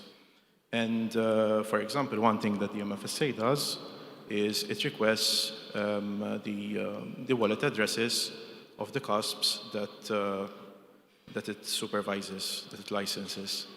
This is done on a quarterly basis almost, and this is also shared with the FIU.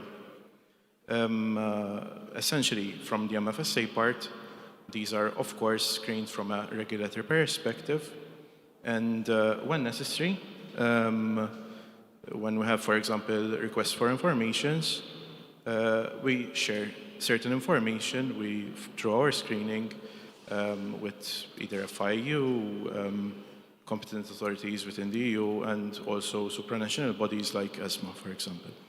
I mentioned collaboration.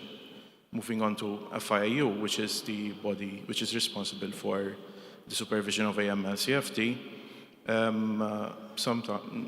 Once a year, actually, they obtain the lists of wallet addresses that the MFSA obtains from the CUSPs so that they can do the screening from their end and tackle these wallet addresses, any problems that there are from an AML-CFT perspective. Once again, collaboration between the authorities is essential for an effective supervision of our CUSPs. Thank you. So just to pick up really quickly again, talking about the approach in Austria, and I was hoping maybe you could pick up a little bit on the information sharing side, and then also we can, also we can talk about the how you do look at off-chain investigations really briefly, because we've got a lot to get through. But here. Yes, I'm happy to. So the way I like to think of it is you have a multi-layer information approach. So you already mentioned that we have off-chain data, we have on-chain data, and then there's also a combination of the two, which you absolutely need because otherwise you won't get the full picture. However, when we work with commercial providers, they usually don't have access to data from individual exchanges, and that's where we supervisors come in. And what we did in Austria is we did not want to rely on one commercial provider, because we realized for ourselves that they don't show us the whole picture. We don't get all the information that we need. It's nice to have, to be able to trace certain transactions, but you don't get full insight into what's going on at one entity. And so we joined an initiative with academia and a commercial provider in Austria and worked on a project together, and the outcome of that is a reporting system that allows us to merge our data that we request from our supervised entities with public blockchain data. And so we request our supervised entities to submit all their wallet information from their customers to us, and that allows us to get a full picture of what the entity is exposed to in terms of risks. And you mentioned information sharing, which is something that not only we as supervisors need, it's also highly relevant for the industry. So I know that not only in the traditional financial sector, but also within crypto, entities are very interested to share information, and that's one of the new frameworks that comes with the AML regulation that will come into force next year. So there will be a provision for information sharing, not only within the public sector, but also for private entities. And we're currently working on that, which hopefully will turn into something efficient and effective. I think just to pick up on the point about the supervised entities, the exchanges, so just one thing that I think is also important for people to remember is that when an exchange is doing transactions, it's not on chain. It's on their internal order book. So that is not public information on the blockchain, and that is where obviously a lot of activity occurs, and it's one of the another common misconceptions about crypto transactions, that even people who work for crypto exchanges think that it's all on chain. I mean, maybe they work in the marketing department, but like that's just not how it works. So like Magdalena is describing, like it's a real challenge for regulators to get all this data, and like you and I were speaking about before, it's expensive. So I think, you know, this is a goal that, or an issue that needs to be addressed. But let's move on. So we touched a little bit about the methodology and how these different platforms are designed. They're not all the same. If you ask one provider a question and you ask the same question to another provider, you will get a different answer. In fact, you could have Magdalena ask a provider a question, and then Arina could ask the same provider the same question, and you'll still get two different answers. So this is a problem. Anyway, and this all has to do with, you know, who's the user and how the system was designed, how they identify problematic wallets and transactions, you know, what kind of assumptions they're making about how transactions are working on the blockchain. So there's also a lot of marketing and bias that goes into, you know, creating these models. So Arina, can you talk a little bit about how you face these challenges when you are using that as these tools as a prosecutor? Yeah, can join. Okay. Yes. Good afternoon, everybody. I'm very honored to be here and to share my perspective as a prosecutor in working with blockchain analysis. As I'm sure that it has already been emphasized, when it's valid also for law enforcement, when we use blockchain analysis, it's never the only piece of evidence. So similar to how an MLA institution gathers information, we also gather pieces of evidence. So we do have the blockchain analysis, but we do have the KYCs, we do have IP logins, and we do have searches on premises, and we gather different pieces of evidence that we use in a case. It is never the only piece of evidence, and it is not the queen of evidence, but it is very useful when we, on one hand, try to see the flow of the crypto that goes, let's say, from a victim, where it goes, even though we don't know the perpetrator yet, so there's no bias there. Yeah, we just see the how they do it, and we see a type of sharing the crypto amongst wallets, which help us know a bit more about the perpetrator. It's always useful to have a good cooperation with the private sector, and similar to how the authorities in Malta and Austria do, we try to gather as much information as we can from the exchangers, from CASP and from VASP, and we send a lot of MLAs all around the world, which is very time consuming. But the interesting fact is that while the technology evolves, also the level of accuracy when it comes to blockchain analysis evolves. So what was, let's say, 5 years ago impossible to track, it's now 80% possible to track, which shows that yes, it's not entirely there, but we have found the tools to improve our manners of investigation. And this is, I think, a key point when we're talking about technology, is that yes, it evolves in a way that helps the perpetrators, but it also evolves in a way that helps the investigators. Thanks, Irina. So, George, sorry, just to bring you into the conversation, one of the things that we talked about, or this conference talked about a lot last year, was governance standards, having a similar approach, being able to understand black box solutions. Sometimes these solutions also will use AI technology inside of them, which, as we know, is prone to hallucinations. As a lawyer who's working with crypto asset companies and potentially people who have been accused of wrongdoing, how do you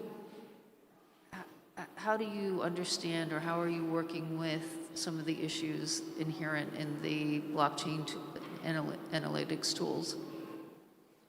Yeah, well, maybe we can talk a little bit in this context about tagging public addresses, which is extremely relevant for attribution, because it's not sufficient to identify a public address that was involved in a crypto transaction at the blockchain level. You need to make a connection between that public address and a specific individual or legal entity. And this is attribution, and it's the most important aspect when we are talking about blockchain analysis. And what's the problem with attribution or with tagging a specific public address? Where do you have the data that you are using to make such an attribution? For example, an employee that works for a private company that has a tool that is being used by law enforcement to do on-chain analysis can go, for example, in a different country. He can see a coffee shop that sells coffee for Bitcoin, and he can actually buy a coffee, scan the QR code, make the actual transaction, and basically find out the public address that is being associated with that coffee shop. And they are doing that. You can also, for example, as an investigator, you can buy goods on the darknet, by using crypto, and by doing that you can basically make a connection between the public address and the darknet marketplace. And this can be extremely useful. The problem is that if, for example, you're using OSINT, open source intelligence, in order to do attribution, there you can have a reliability issue. Why? Because maybe you make a connection between a public address and a specific individual or a specific legal entity by using data from a data breach, or by using data that you can find on a, I don't know, donation page, or a database for abuse or something like that. But do you actually have the guarantee that the data that you are basically using is correct or not? Because if you're using incorrect data, that data will be propagated on the blockchain on-chain analysis, and you will basically affect all investigation that will use that particular data. And this can be extremely, extremely problematic. And if we are looking from the defense perspective, because for the prosecution, the overview is pretty much easy. You are using the data, you are exploiting the data, and you're reaching a certain conclusion. But from the defense perspective, the question here is, do we respect the principle of transparency, for example? Do I actually know where that data was gathered from? From a licit source, illicit source, for example, a data breach? Can we talk about the black box controversy? And we are using this concept for artificial intelligence also when we are talking about on-chain analysis, in the sense that do we actually know the methodology behind the manner in which an expert reached a certain conclusion or not? These are issues that should be part of a debate from my point of view, yeah. Yeah, I think just to pick up on that point about the attribution, that's one of the places where opinions vary about the accuracy. So, are you, guessing that this wallet is owned by a certain user or controlled by a certain user? Are you sure that all the money or all the funds or crypto that went from wallet A to wallet B is, the single source of funds? Or, it's not like as easy as they make it sound in the marketing material that is very good at talking about big movements and big trends or a big hack, because it's, in these instances, it's all out there. You can kind of see it happening before your eyes, but when you start digging in to find out who did what and who's responsible, or who owns these wallets, that is the hard part. Because Magdalena talked about KYC material. There's so many no KYC exchanges out there, and ways to do transactions without having to show any identification. Because another thing to remember is that was the whole point of crypto.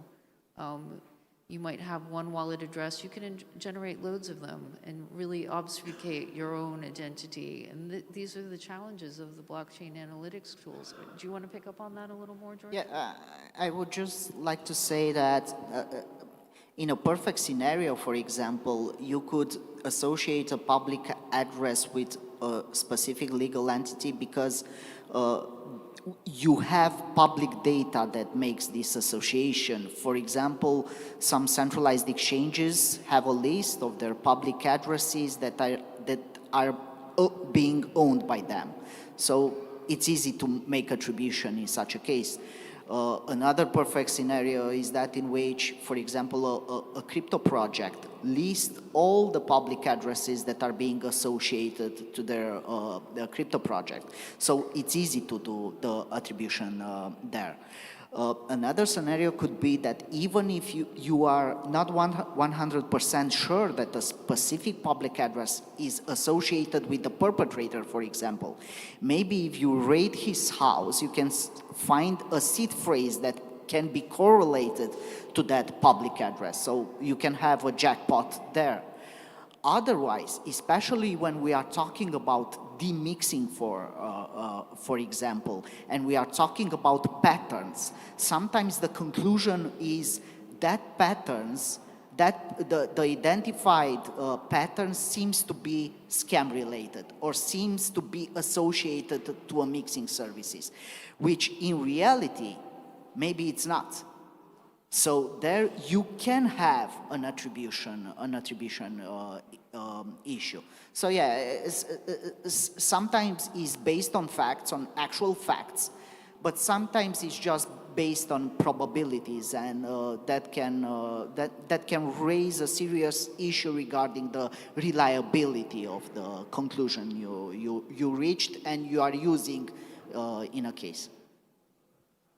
Just to add in one more thing about that is when I was talking about the exchanges before, since that's happening off-chain, some people say or would argue that exchanges themselves can be used as a mixer. You might onboard your crypto or your fiat and change it to crypto on the exchange. It gets mixed around and traded, comes out the other side. It's going to be really difficult to understand who owned what. Arina, I'm going to go to you, and then I'm going to go to Dwayne. I mean, can you talk a little bit about how you're confronting these issues as evidence and how that's standing up in court? Because, these tools are also marketed as forensic and hugely accurate. They make a lot of claims about no false positives, no false negatives. But if you're a prosecutor and you're walking into the courtroom, tell me how that goes. I'm really happy that you passed the ball to me. It's a topic that I really find interesting. Usually when we use these commercial tools, we believe it's very useful to have partially disclosure on the methodology, which is not going into, of course, intellectual property discussions, but to make it understandable both for the judge and for the parties how the procedure goes. Also, we are aware that the rate of accuracy, it's never 100%. And I love what Georgia said. Yes, sometimes open source is misleading, and we cannot relate 100% on what we find with these kind of tools. And we have to disclose the rate of error. We have to say this is 92%, 97% in a very lucky case accurate. And we have to be aware that in the bigger picture of the case, this tells us that it's 97% probably that the crypto went from here to here, which doesn't mean anything else than the fact that the crypto went from here to here. The case in itself, it's something different. What are we investigating? Are we investigating tax evasion, fraud? What is it about? And we have to put it in the bigger picture, and we have to be honest and open. And I am very excited that some national authorities are already trying to make a difference between what's real and what's fake, and to make a database which is reliable. Because talking about the topic of our panel today, I really think that a regulation from the EU, starting point, from EU, making it like a standard procedure, it's something that it's to go to wish for. Because yes, sometimes an exchanger works like a mixer. I had cases when I went to an exchanger and I said, I need this piece of information, and it's not as if they said, I don't give it to you. They never answer. So yes, they do work as mixers. This is a big problem. And when we have criminals that have crime is so international. It's never happening only in Romania. It's at least EU, but usually it's some point outside EU. And at that point, you're in a bit of a situation. Because will they answer? Will their information be accurate? Because even that is a question. Am I sure enough that the information that the exchanger gives me is accurate? Even that is something that we have to put in the context of the entire case. I think that's a great point, because another thing, about, like I keep saying about the exchanges, is that you know, a smaller one, they might just be keeping the information on an Excel spreadsheet or doing kind of manual checks. Even though this is billed as, you know, high-tech stuff, sometimes when you peek behind the curtain, it's, you know, people have written down notes, they haven't checked out their customers properly, you know, the kind of risk assessments that they're supposed to be doing are just like kind of wafer thin, and they're not always using technology to check on things like, you know, market abuse, for example, or maybe they don't really care about market abuse, but that's a different story already. Wayne, tell us, you know, in terms of bringing cases in Malta, you mentioned that you're on the path to, you know, potentially some prosecution, you know, in the future. So how is that developed? So, as I mentioned earlier, the MFSA is the regulatory authority of the country.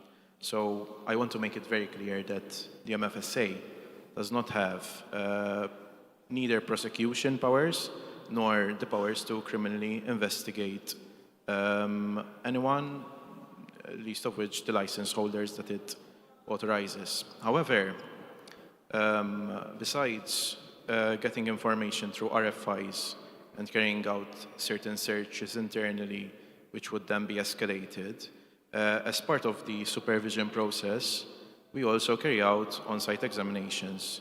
These would require officers of the MFSA to go on site at the premises of our license holders. We would speak to the directors, speak to the MLROs. We would conduct what are called system walkthroughs, where they take us through their systems, we see how they work, we test them ourselves, and then we would go granular into the customer files. We would sample customer files and look at the transactions, look at what documentation is being captured, and essentially this is the process. Now, in certain situations, red flags are noted, of course.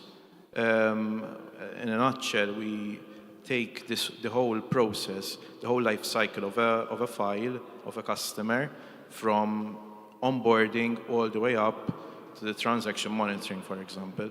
So we retrace the steps that our license holders should have carried out. Now, in that process, sometimes, as I said, we do encounter red flags.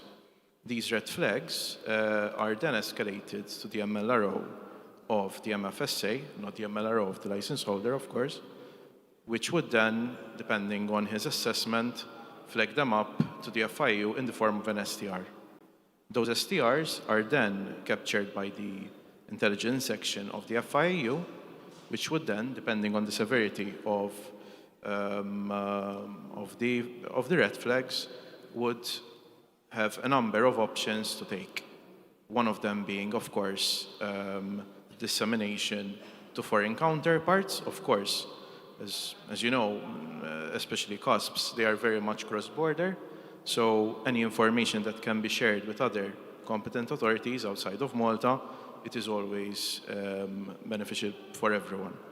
Another option would be the escalation to the police for criminal investigation and eventual prosecution. And these, we do have cases that have escalated all the way to prosecution. not in CUSPs, in other sectors. However, we did have some of those success stories as well.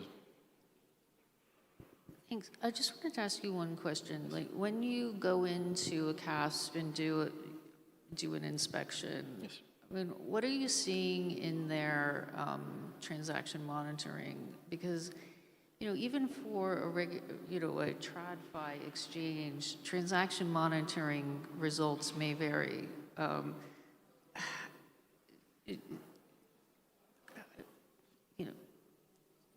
Exchanges are sort of notorious for not spending a huge amount on compliance. So you're relying on whatever vendor solution the exchange has purchased, and you're relying on them doing a lot of things right to get that transaction monitoring and surveillance correct. So, you know, do they have any idea about what suspicious activity looks like? That sort of thing. A lot of people just plug in these solutions and hope that they're going to find things, but they need to be calibrated correctly. So maybe, I think it'd be really great if you could share just a couple of things that you've seen. Of course. So, unfortunately, I won't go too much into detail into what we come across. We're not asking you to name names or... No, of course, but... But if you want, you go ahead. No, I certainly won't. Me too. Pardon, sorry? Sorry. No, I'm just kidding, go ahead. So essentially, yes, we do test and have a look at their system. So we do see what their system's captured.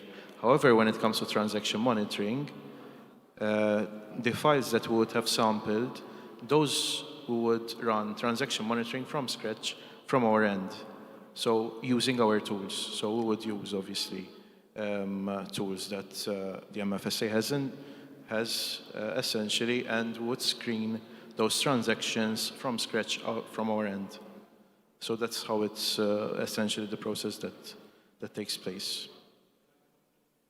Okay, because I think, you know, where I live in the UK, basically everybody's responsible for their own transaction monitoring, and they're supposed to just make sure they conform with the standards and the market abuse regulation and stuff like that, which doesn't apply to crypto yet, as far as I understand. So that's in a whole other kettle of fish. I'm not exactly sure how we're doing for time. We have, where does it say that? 7 minutes. Okay, sorry, okay, moving right along then. I couldn't see the clock, sorry.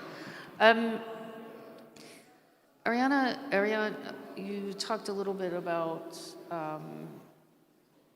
Arena.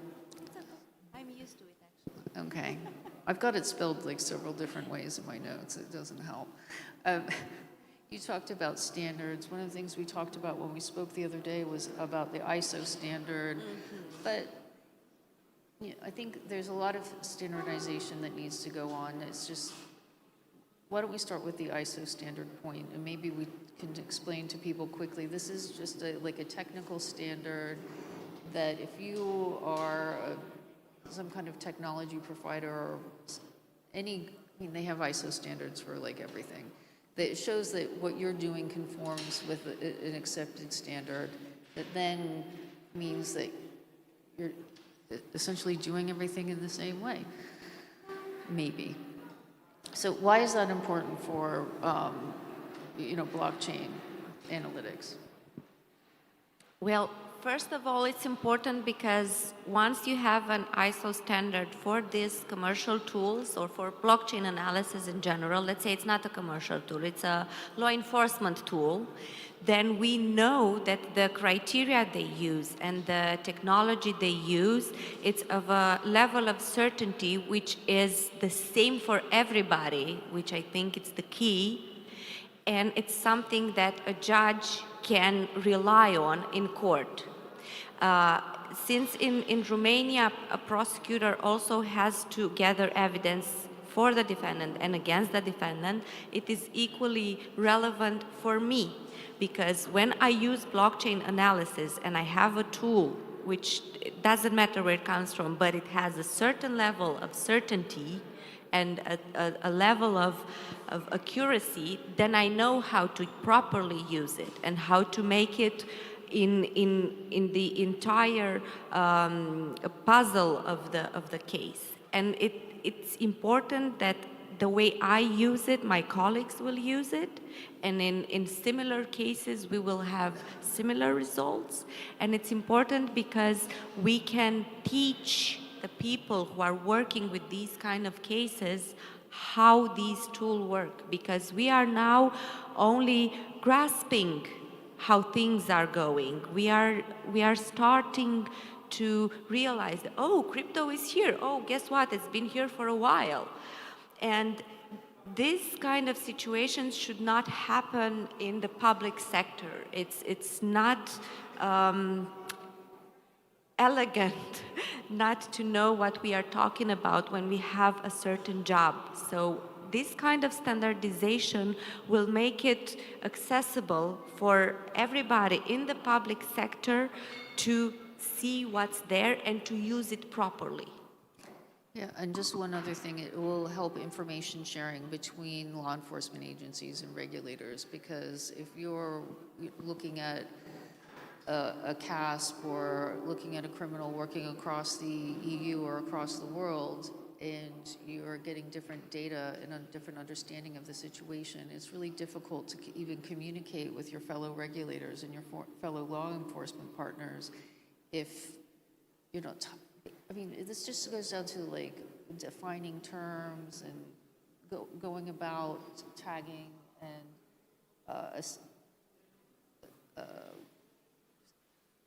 describing what's happening on chain in a consistent way. Before we wrap up, I really quickly wanted to talk about, I mean, we've sort of touched on it a little bit. Like, one of the things here is that this sector is dominated by U.S. technology companies, and at the EU level, there's a lot of concern about data sovereignty, about maybe even anti-competitiveness about U.S. big tech. They don't want everybody's data up in the same cloud. They don't want, there's data privacy issues. Do you think that there's a case for more homegrown tech here in the EU, Magdalena? And also, I think maybe even more training and, common understanding of these issues. Yes, definitely. So I think monopolies are never great in any industry, and what we're currently looking at in blockchain analytics, there are about less than a handful of big commercial providers who absolutely dominate the market. They're most of them US providers. And one way of looking at it, we don't feel comfortable sharing data that we collect from our supervised entities with them. So that's a huge problem, and we can't get across that gap, we can't close that gap. And I think, yes, it would be great to have more providers and have more diversity.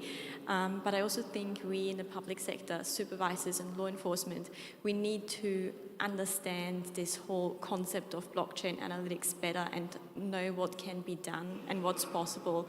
And I see a huge lack of knowledge. And it would be great if, as you said, maybe do more trainings or also hire more diverse staff, because what we've seen in recent years, there's so many lawyers working in supervision and law enforcement, but what's more interesting is to have a more diverse team where people bring in different perspectives. And I think it's starting to change, but we need more of that. And then we can learn and understand as a whole how these things work and how it can change. So yes, to summarize it, it would be great to have more providers, but we don't have any control over the private sector. So we need to learn and understand ourselves as well and come up with ideas and maybe use AMLA for that in the public sector at the moment. Just if anyone's interested, please join us. Actually, that's great. So that's the Anti-Money Laundering Authority. It's new in Europe. Did you want to say something, George? Yeah, I just wanted to say that we already have blockchain analytics tools that are being developed in Europe. For example, the Dutch police are using on-chain analysis tool that is being developed in the Netherlands, for example. So we have some interesting examples in these fields, but obviously they don't have the budget of chain analysis and TRM labs, so it's all about the money. If you want to develop relevant technology, you need to have the budget. Maybe in the European Union we don't have such a budget in the private sector right now, but we have good examples that are relevant, yeah. Yeah, I think there's loads of innovation happening locally, and I think that it's really important for the reasons that we described here, that maybe there is some kind of EU champion, just in the same way that the Commission is concerned about AI and cloud and lots of other things. I think we have to wrap it up there because we're okay. Sure. Just adding on to what you just said, I absolutely agree that we cannot rebuild chainalysis. That makes no sense. But I think if we learn more and understand more, and I think we at the FMA, we did something really interesting with that project, combining the data and using our own environment. We can add to that, and by being more knowledgeable, we don't 100% need to rely on these providers, and then they will also see that we are capable ourselves, and it can be more of a cooperation rather than us fully relying on whatever they tell us and promise us. Well, I think that's a great place to end, because I agree with that. Excellent. Oh, perfect. Well, thank you, everybody on the panel, and thank you for listening, and thank you for having us here today.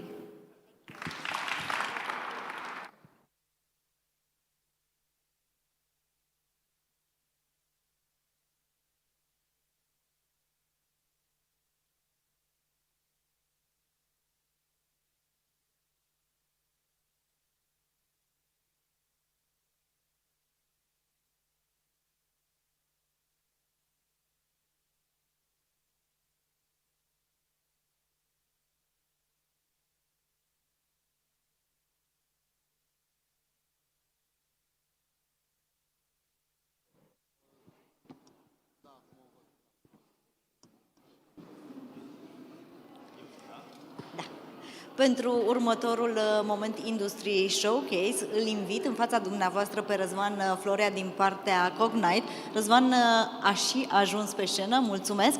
Răzvan ne promite o prezentare dinamică, interactivă și foarte interesantă. Mulțumim! Mulțumesc și eu și le mulțumesc English, right? Thank you for the previous speakers. They set the context perfectly for the presentation that I'm going to do today. Thank you to the organizers for allowing me the opportunity to be here on the stage today. It's a pleasure. My name is Răzvan Florea, and for the past few years now, I've been leading a group of engineers, many of them based here in Romania, including myself, actually. And we've been working on this pretty innovative piece of technology, and sophisticated as well, which helps law enforcement agencies, security agencies, and other investigative authorities around the world into their efforts of revealing crypto-related illicit activity. So what will be shown today is how, by approaching crypto-related investigations from a different angle, while applying some advanced software analytics mechanisms, allows investigators to gather some critical intelligence which would otherwise be very difficult to obtain via, let's say, traditional means. So when talking about crypto investigations in general, it is pretty obvious that the key term there is de-anonymization. Now, in simple words, de-anonymization means connecting or linking some blockchain activity, some crypto activity, with a real-world identity, with a person. Now, there are two scenarios which investigators are approaching. The most common one, by far, is the situation, the scenario in which investigators start from an address, a crypto address.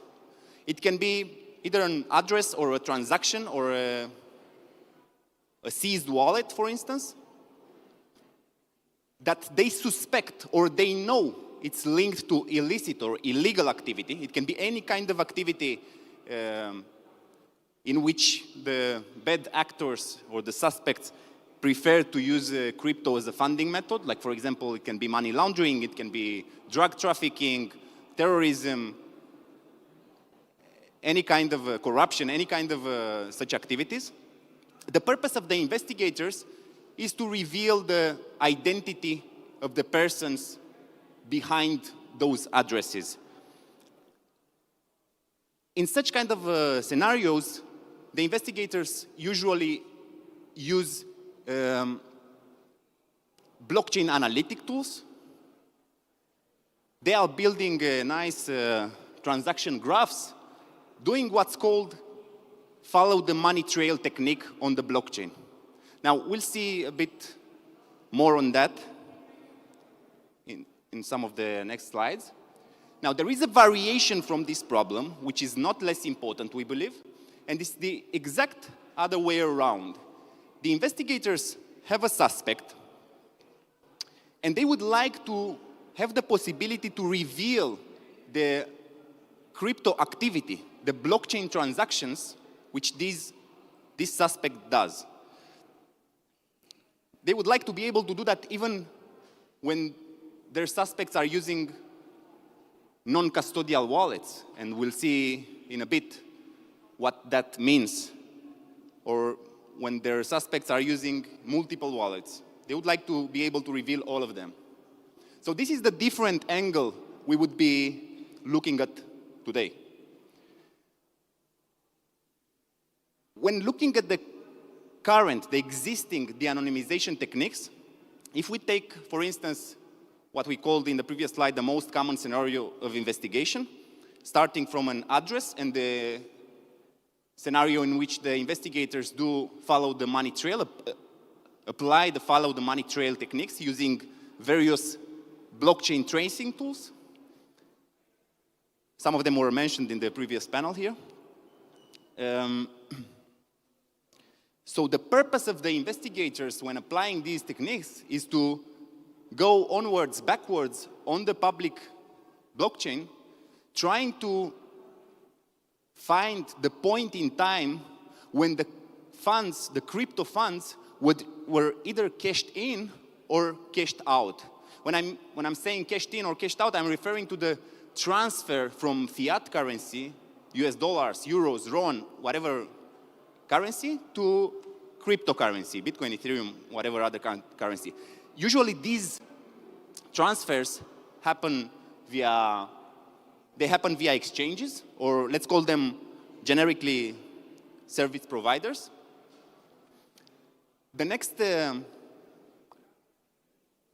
after finding such point in time, what the investigators do, they will approach these service providers, these exchanges. They will do what's called subpoena. Subpoena means a legal request for information. Now, there are some challenges with these approaches, and some of them were mentioned in the previous panels. Like, for instance, sometimes the investigators deal with uncompliant exchanges. Normally, every exchange should be compliant, yeah? They are considered virtual asset service providers, which means they are regulated. They need to collaborate with law enforcement. They are complying very similar like banks. So But there are cases, usually short-lived cycles of exchanges that are refused to collaborate with law enforcement. And we had one of the previous speakers here mentioning cases like this. Other challenges might be related to the fact that sometimes the investigations are very sensitive. They are very sensitive operationally, so that investigators cannot disclose outside, even though this is a legal process, the subpoena is a legal process, they cannot disclose outside of their premises details from the investigations. Or sometimes the investigations are very time sensitive, and then you don't want to spend the time doing back and forth with various exchanges hoping to get the informations about the address of your interest. Or maybe sometimes the criminals or the suspects, the bad guys, they are using fake identities. It's also a very common practice. Or in cases when these suspects are very sophisticated ones, they will be using mixers or coin swapping or coin joins or all these goodies which the DeFi world brings to us. Now, for those of you who are not that deeply involved into crypto intelligence domain, or not involved at all into this domain, then these terms might be unfamiliar to you, and that's understandable. I hope maybe on a future edition of this event, I will have the opportunity to be here on the stage and talk more into details about those. But for now, let's come back to our de-anonymization problem. When the suspects are using what we called earlier non-custodial wallet applications, or when these suspects decide to submit their transactions directly on the blockchain by running their own local nodes, for instance, so without interacting with any third-party software at all, then this makes the lives of the investigators even harder. While these non-custodial wallet applications, their purpose is to have the full control of the funds into the user. So in this scenario, the suspect has full control of the funds, of the crypto assets. The private keys, which actually means the funds, are stored on the premises, on the device of the suspect, which, while this is a key principle of the decentralization characteristic of the blockchain, and the decentralization characteristic is one of the key reasons why blockchain and crypto in general gain so much popularity over time, it brings a problem on the investigator's table, because it is very difficult to track these assets. There is no authority to subpoena. When the suspects are using non-custodial wallets, they have no authority to subpoena. They have very low visibility. They have very few means to track those assets. They have no possibility to freeze those assets. And it is also very complicated to confiscate or to seize these funds. So far the problems, now the solutions. In many investigations, the suspects may already be under lawful surveillance, or they may be put under lawful surveillance. Now I'll take a second here and briefly explain what lawful surveillance is, or lawful interception is, for those of you who are not coming from this domain. In most of the countries of the world, I would like to believe that in all of the countries of the world, government organizations which are dealing with serious crimes, such as the ones listed on this slide, they may be legally authorized to intercept communications as part of their investigations. During their investigations, they may collect a very large amount of data.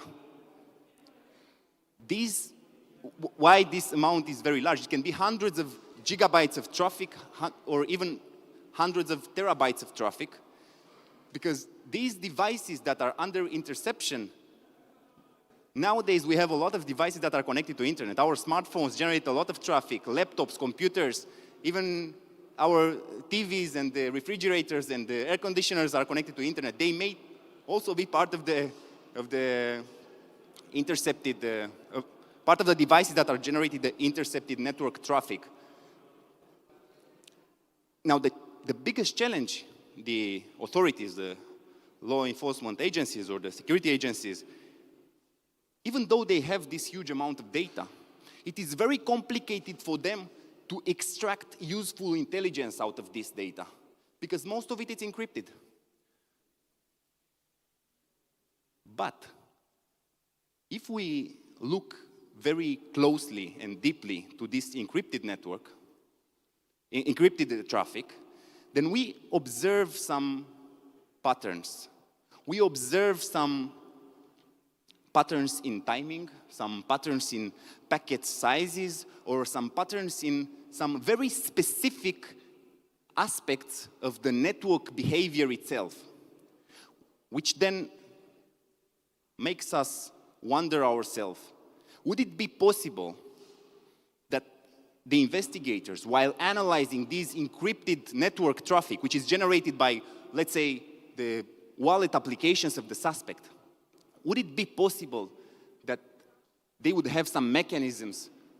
Can it be that there are some existing mechanisms that would help them reveal the crypto activity which those suspects do?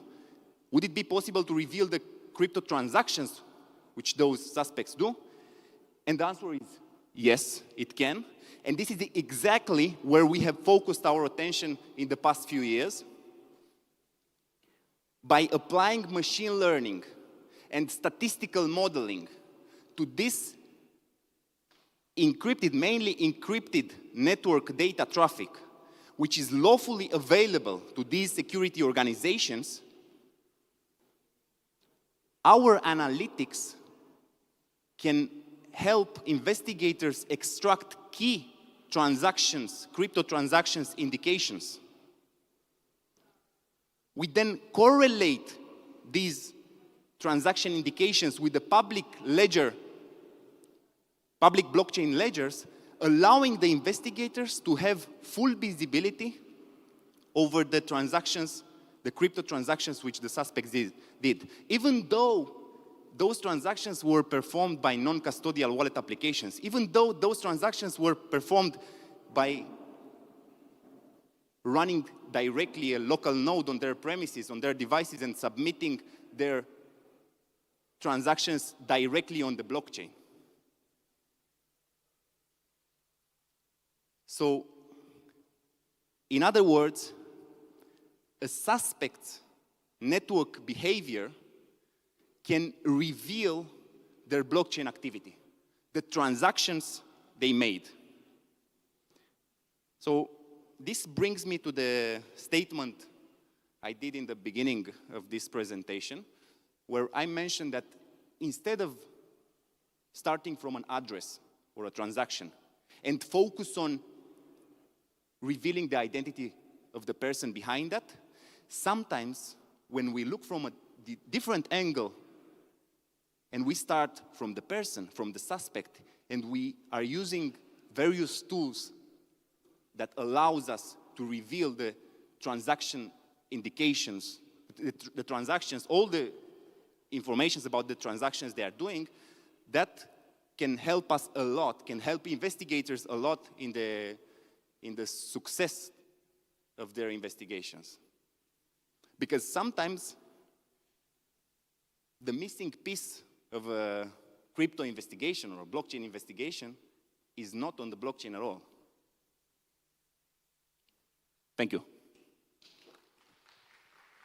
So we run out of time, but I'll be here around in case there are any questions. I think I don't have time to. It's okay. So I'll be around if anyone has any curiosities.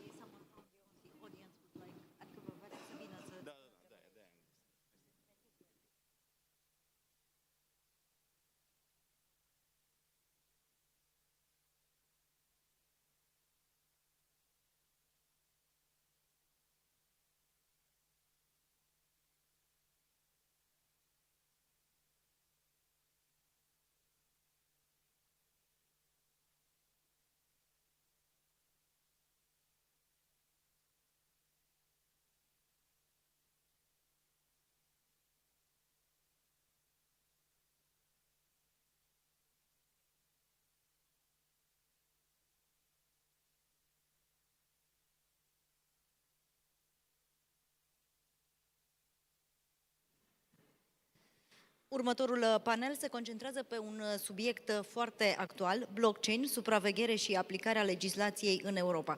Vom afla cum reglementările și tehnologia lucrează împreună pentru a asigura transparență și siguranță în domeniul activelor digitale. O invit alături de mine, în fața dumneavoastră, pe doamna Cristina Carata, care va fi moderatorul acestui panel. Însă este doctorand la Imperial College London. Bine ați venit!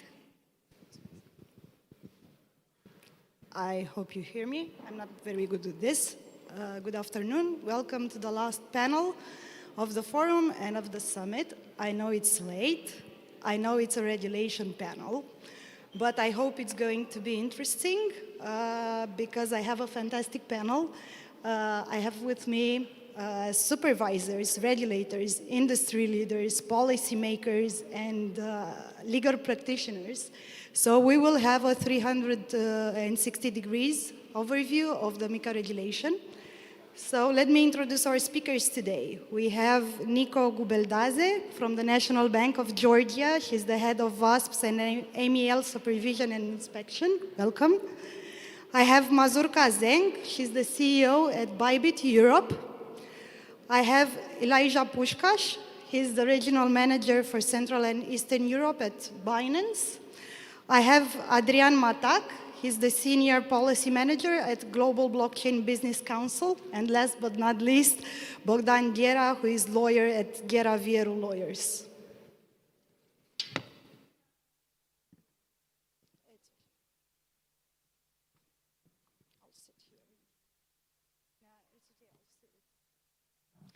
Okay, so because we're very, very late, I will start directly with the questions. And Nino, because you're the supervision person in the room now, I want to ask from your perspective, which are the main challenges for an effective prudential supervision under MiCA? All right, thank you, Christina. Hello, everyone. First, I would like actually to take this moment to thank our hosts for such a warm hospitality and welcoming attitude. I do believe that Romanian people are among one of the most hospitable people in the world. Getting back to the session, taking into consideration the diversity of the audience, it might be a good idea just to say a few words about MiCA. That is so this is a regulation development issued by European Union. This is a single entry unified regime for crypto asset service providers to act in the market under one license umbrella via passporting and providing crypto asset related services to clients within all 27 European countries. So this regulation sets classification of tokens into asset reference tokens, e-money tokens, and other tokens such as utility tokens. It also sets the minimum capital requirements depending on the types of the crypto asset services provided and also the complexity.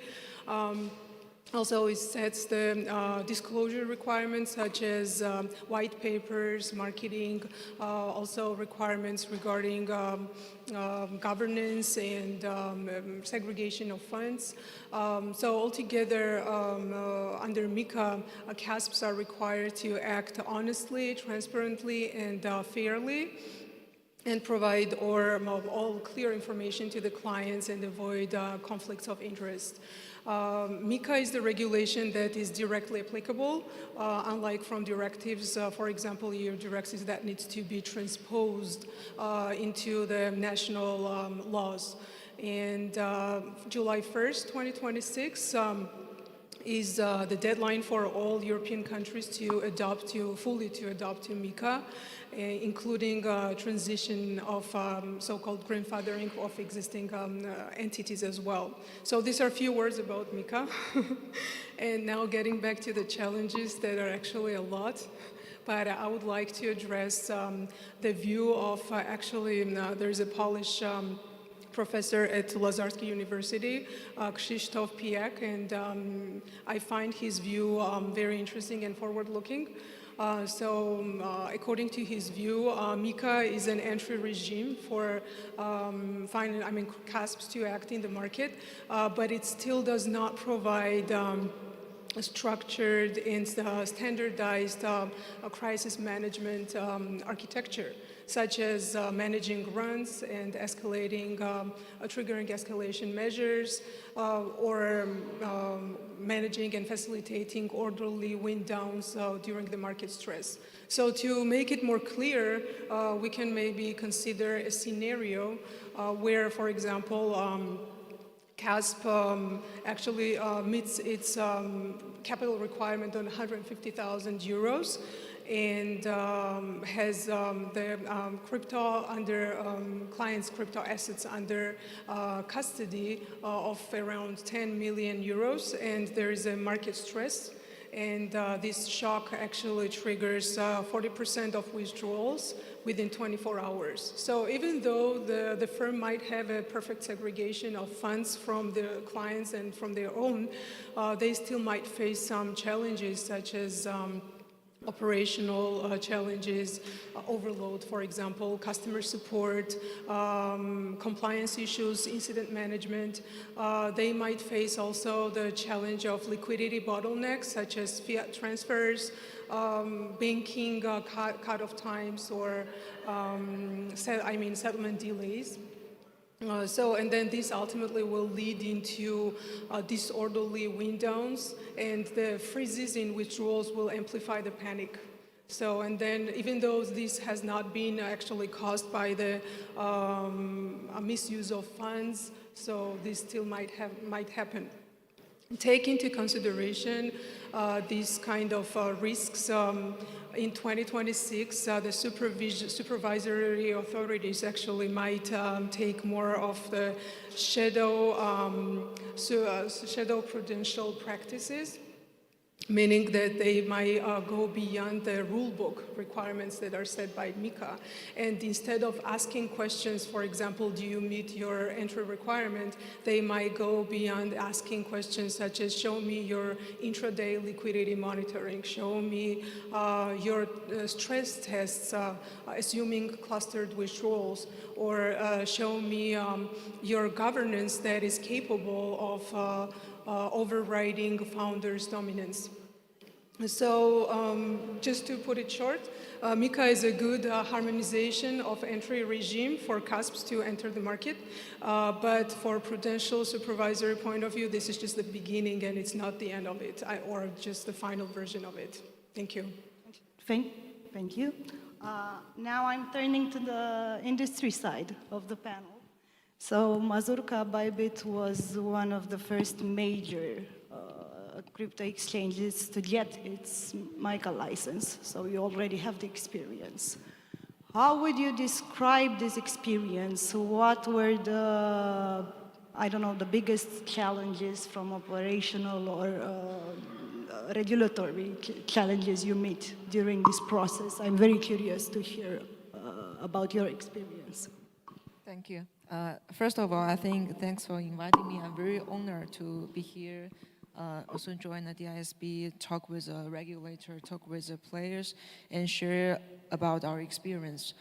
I think it's a quite user journey, difficult, quite excited and difficult user journey for us, because we previously run a global business. The first time we start to do very seriously compliance framework, also there's no guidebook to say how you can do with that. You need to care more about how you process with assets, how you build up liquidity, how you build up a product. I think it's a start for the business in EU. On one side, we take it as two sides. On one side, the good side is actually filter out some of the professional players. So let's try out what you did in global. Is literally, so standard, can meet our requirements. On another side, also try to protect our users, interest, also for the users' sake. I think it's good for Europe to make a lot of laws to protect users' sometimes for the user's access security, also pay much attention to like international security, information system security. So that's why in EU, we confront with a lot of new criteria that we didn't met, of course, in global-wise. But it's also good for us to learn a lot from the traditional Europeans, like banking criteria, how to segregate the funds, how to do custody, and how we can make sure if some of the special or extreme situation happen, we can protect our business. I think we learned a lot from that, but on another side, we graduated and built up our business in this way. So on one side is a challenge, another side is also a stable or long-term like business plan for our exploration in Europe, also in other jurisdictions. Because some feedback I heard from other countries, they learn EU MiCA compliance framework as a the structure and something they can learn something from. And they also ask us about us, how you did that in EU and how we can pay attention to that. We guide a lot of other jurisdictions, regulator, and also share a lot about our experience. So from that side, I think on one side is a challenge, on another side is also a good standard for our business. Thank you. Do you hear me? Yeah. Okay. So Bybit already has a MiCA license. Binance just applied for a MiCA license. So how has been the experience so far? How do you engage with regulators? How is Binance preparing for MiCA? We are very curious to hear it.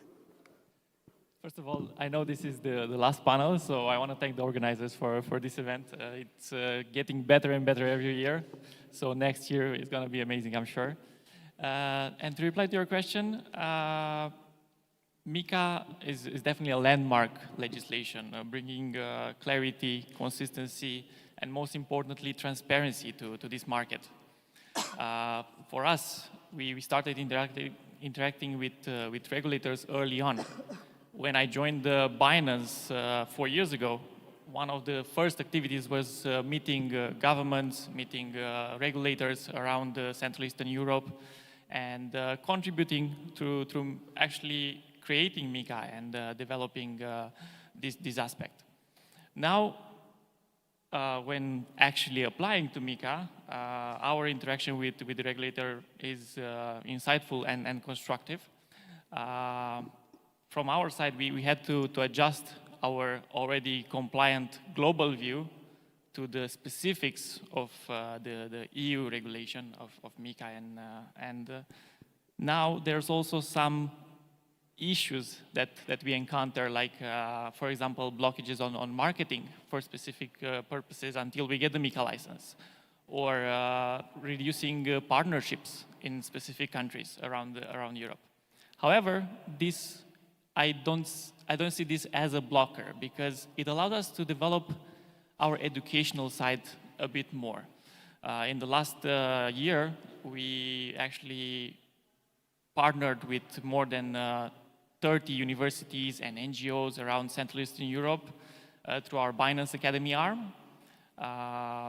And the focus is to inform people of how this field is developing and how to actually approach this market for the first time, how their investment could grow if they learn more about crypto in general. And unfortunately, in the region, the financial education in general, it's a bit low compared with the other sides of the EU. And I think this collaboration with regulators and institutions like universities helps us grow this industry overall and build more trust on the long term with the regulation and education hand in hand. Thank you. It's great to see that you're bringing universities at the table. Finally, someone thinks about it. I'm very eager to learn more about it. So now I'm turning to the policymakers and the legal practitioners. So, Adrian, even though MiCA is a single framework, its implementation still depends on national authorities. So how do we already see differences in how every country is implementing MiCA? What is your opinion on this? Yeah, thank you. I think we're definitely seeing lots of differences. I'd say that they're maybe visible on 4 main levels. And the first one, the most obvious ones, and definitely doesn't depend on my opinion, is simply timing. So we see different timelines for the application of MiCA. Even though it's a regulation, even though it applies directly, the national competent authorities have very different, have a lot of leeway in room in choosing how fast they want to implement it. So ESMA's mapping shows that some companies, or some jurisdictions, sorry, some countries chose to do that in 6 months, some chose to do that in 9 months, 12 months, and some used the full 18 months, which run to 1st of July this year, 2026. Romania, for example, is in the last group, so it's taking more time to develop its apply MiCA, and this is fundamental because you have companies and CASPs which operate across these jurisdictions, but during this grandfathering period, passporting is only available once the firms are authorized. So you, from the outset, have very different speeds in which the countries are implementing and applying MiCA. And then the second one is that across Europe, the ecosystem before MiCA went into force was looking differently. You had some countries like Germany, which already had its BaFin's framework before, and now is using some of the learning and some of the frameworks that were present there in a different way.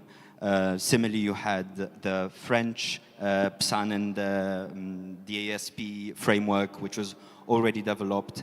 And in other regimes, we see, and in other jurisdictions, we see that starting from scratch. And so the way that the framework develops is happening in a completely different regulatory context, educational context, maturity of actors, and preparedness of regulators. But it's also about ecosystem maturity. You have very different. Not every jurisdiction will be as lucky to have, Binances and Bybits, which are definitely bigger entities that are more.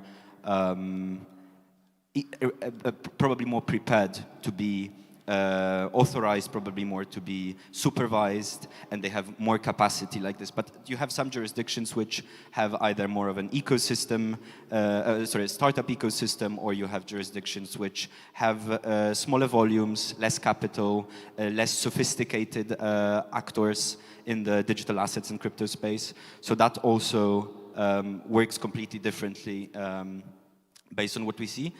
And then what we are seeing, given those different MiCA timelines and the application timelines, is just how many applications are actually being handled in practice. And this largely depends on regulatory capacity and resources, but also on how each country is choosing the kind of regulatory and supervisory depth of its frameworks. So one example I've noted here is Czech Republic, and in February this year, the Czech National Bank said it has received 248 applications. So far, it's issued first 6 authorizations at this point. But then you had Malta, which in July of last year, of 2025, has already issued 5 MiCA licenses. Obviously, this was then met with some ESMA's fast-track peer review, raising and criticizing some aspects of the MFSA's authorizations and how expectations that at the European, at the centralized level, ESMA's expectations are met. So it's also about depth and consistency and supervisory judgment, and that would bring me to my 4th point in the differences, which is, I think, that the centralization debate, we've seen that earlier this year with a couple of regulators issuing a joint letter to ESMA, and then ESMA using with the European Commission integration package, proposing to transfer CASP supervision from the national competent authorities to ESMA directly. Whether or not this succeeds, it tells us that there are concerns about fragmentation and uneven authorization standards across EU. So if we're seeing that at this stage and this early, I think this debate is very applicable to the experience on the ground. And whether one agrees with this stance or not, it shows that the trust question between Brussels and the national competent authorities inside this single market is already under pressure. So we'll see how that evolves, but this, I think, is also very representative, this political question of how different jurisdictions are applying MiCA and supervising their ecosystems. Thank you, very interesting. And the numbers are very interesting with the Czech Republic and Malta. So we can't have regulation without lawyers. So Bogdan, you work both with crypto companies and you work both with regulators. So your job is mostly like a translator between the two sides. I'm very curious to know, when regulators read MiCA, they understand one thing. When industry players read MiCA, they understand differently. So what are the biggest misunderstandings, or what are the biggest gaps between the two sides? I think you should know. Yeah. Thank you.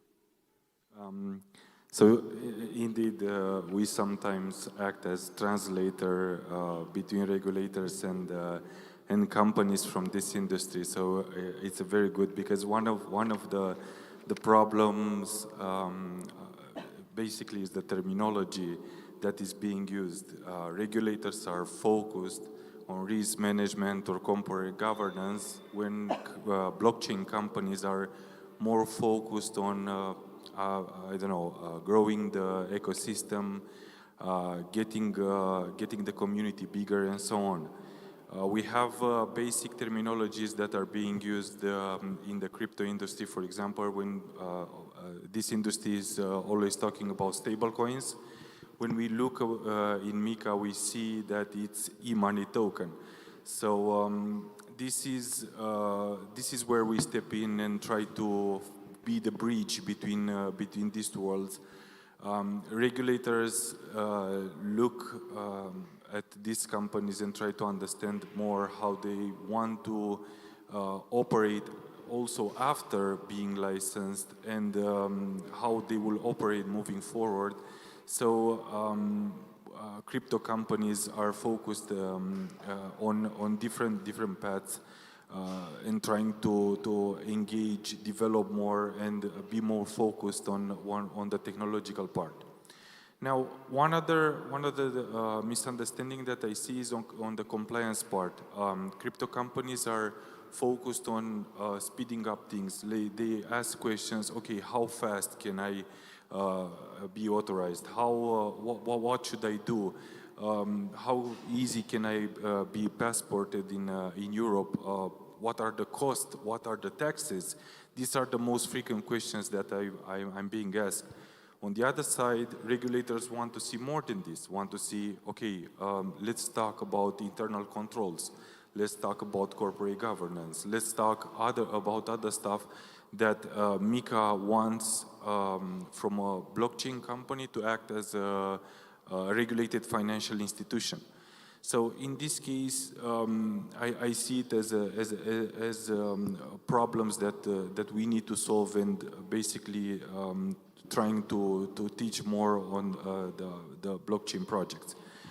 One other point is the token design. We see tokens that were launched several years ago, and now this blockchain project needs to ask some questions and see if the tokens that were designed a long period ago, to see if what is the utility of the token.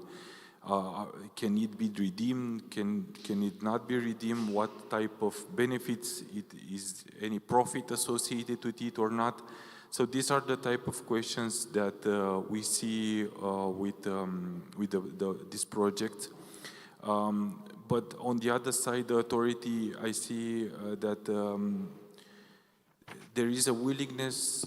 And I think you, Christina, mentioned in one of your researches that even if there is a low percentage of people from these type of authorities that do not understand or do not yet know all the technological and what is happening in the background, there is a high interest in learning more about this technology. And this is a good thing, and I have seen it in practice. And hopefully, working on this path, we can eliminate through these misunderstandings that we face right now.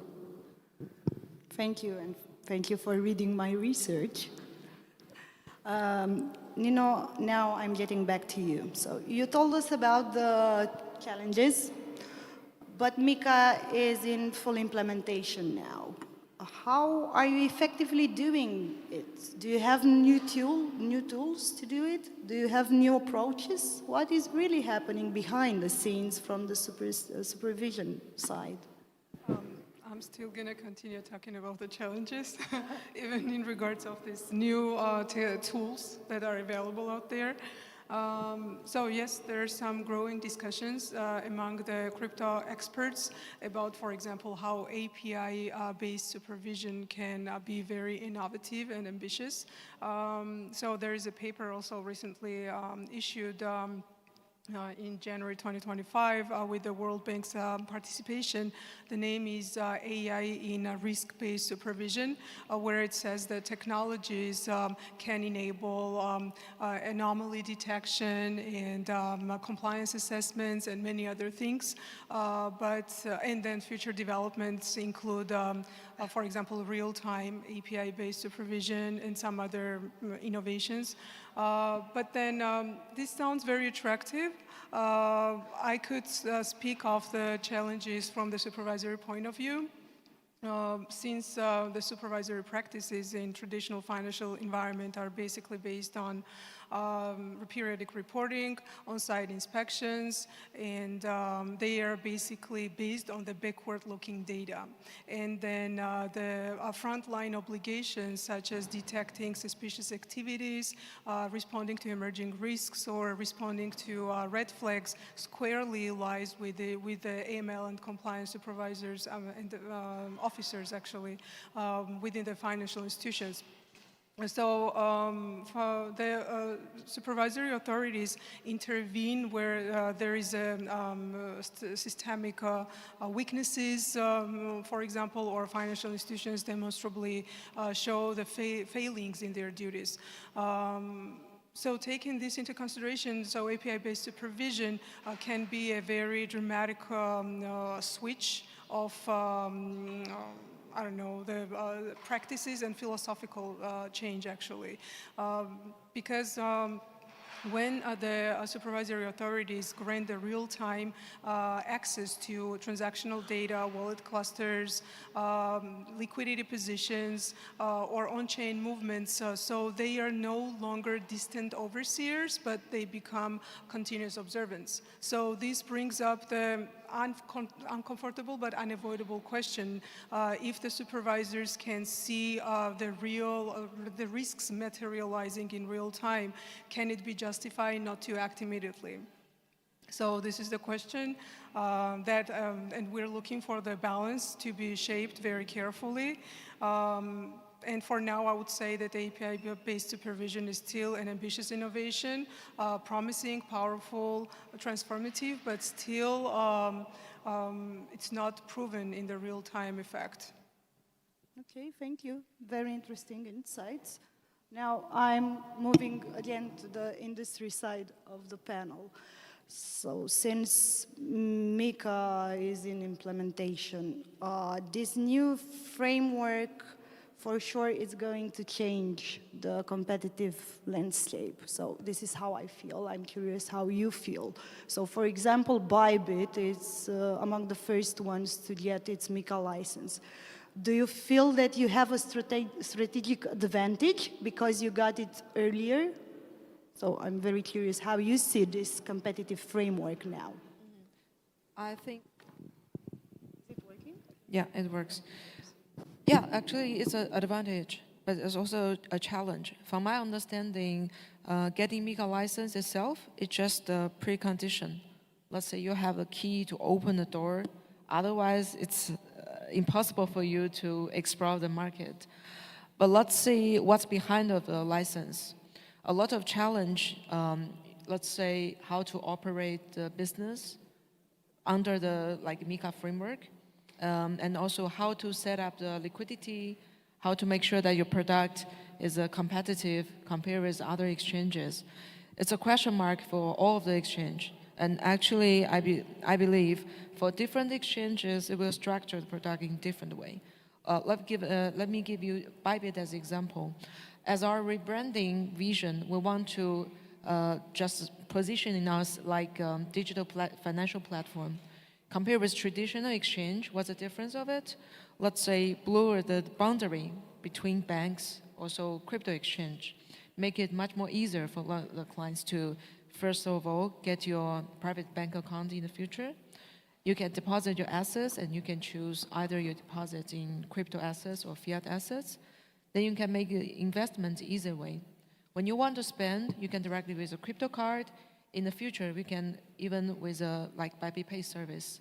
So that's a quite easy vision for all the users. We don't want to use a global strategy, still engage you to trading, but provide more comprehensive solution for the users. I think it's a big vision for the future. You can also tell the trend for all the different exchanges, but at least that's our long-term and mid-term strategy on it. So I'm really looking forward to it. Thank you. So, Elijah, you said earlier that Binance obviously works globally. We all know that. But if you are doing a comparison between MiCA and other frameworks, how do you feel about MiCA? I don't know if we can talk in terms of is better than other frameworks or is worse than other frameworks, but how is it compared to the others? I would say let's look before MiCA. In the EU, virtual asset providers had to apply for a VASP license, a virtual asset provider license. Binance has 9 VASP licenses at the moment in Europe, but MiCA will make that just one license across the EU region. So this fragmentation is still present outside the EU, and it's still a lot of work for us internally in terms of compliance, because each new license is more compliance and more work for our internal teams. For example, there's licenses across Asia in each country, in each of the biggest countries that we work in. Similar to MiCA, I don't think there's any license at the moment. Only ADGM is recognized. ADGM is the Abu Dhabi Virtual Asset Provider License, which is recognized by a few other states except Abu Dhabi. But still, MiCA is the only one that is actually imposed and a rule for each country in the EU. Second, I would say MiCA was built from the beginning on the idea of protecting the customer. It's not just about regulating it. It's not just about let's prevent anti-money laundering or terrorism and so on, financing and so on. It's about the customer being at the center of this new product that is more widely covered in this region. And I feel that that brings trust, again, for the users, for exchanges that have licenses.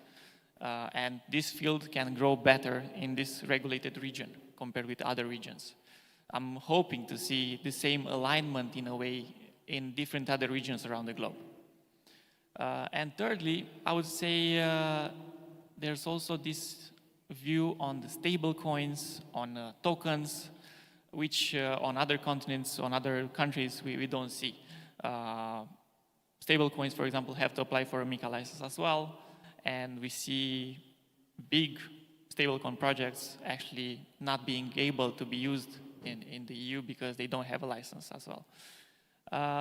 What's missing everywhere is the legislation, the regularization of the decentralized exchanges.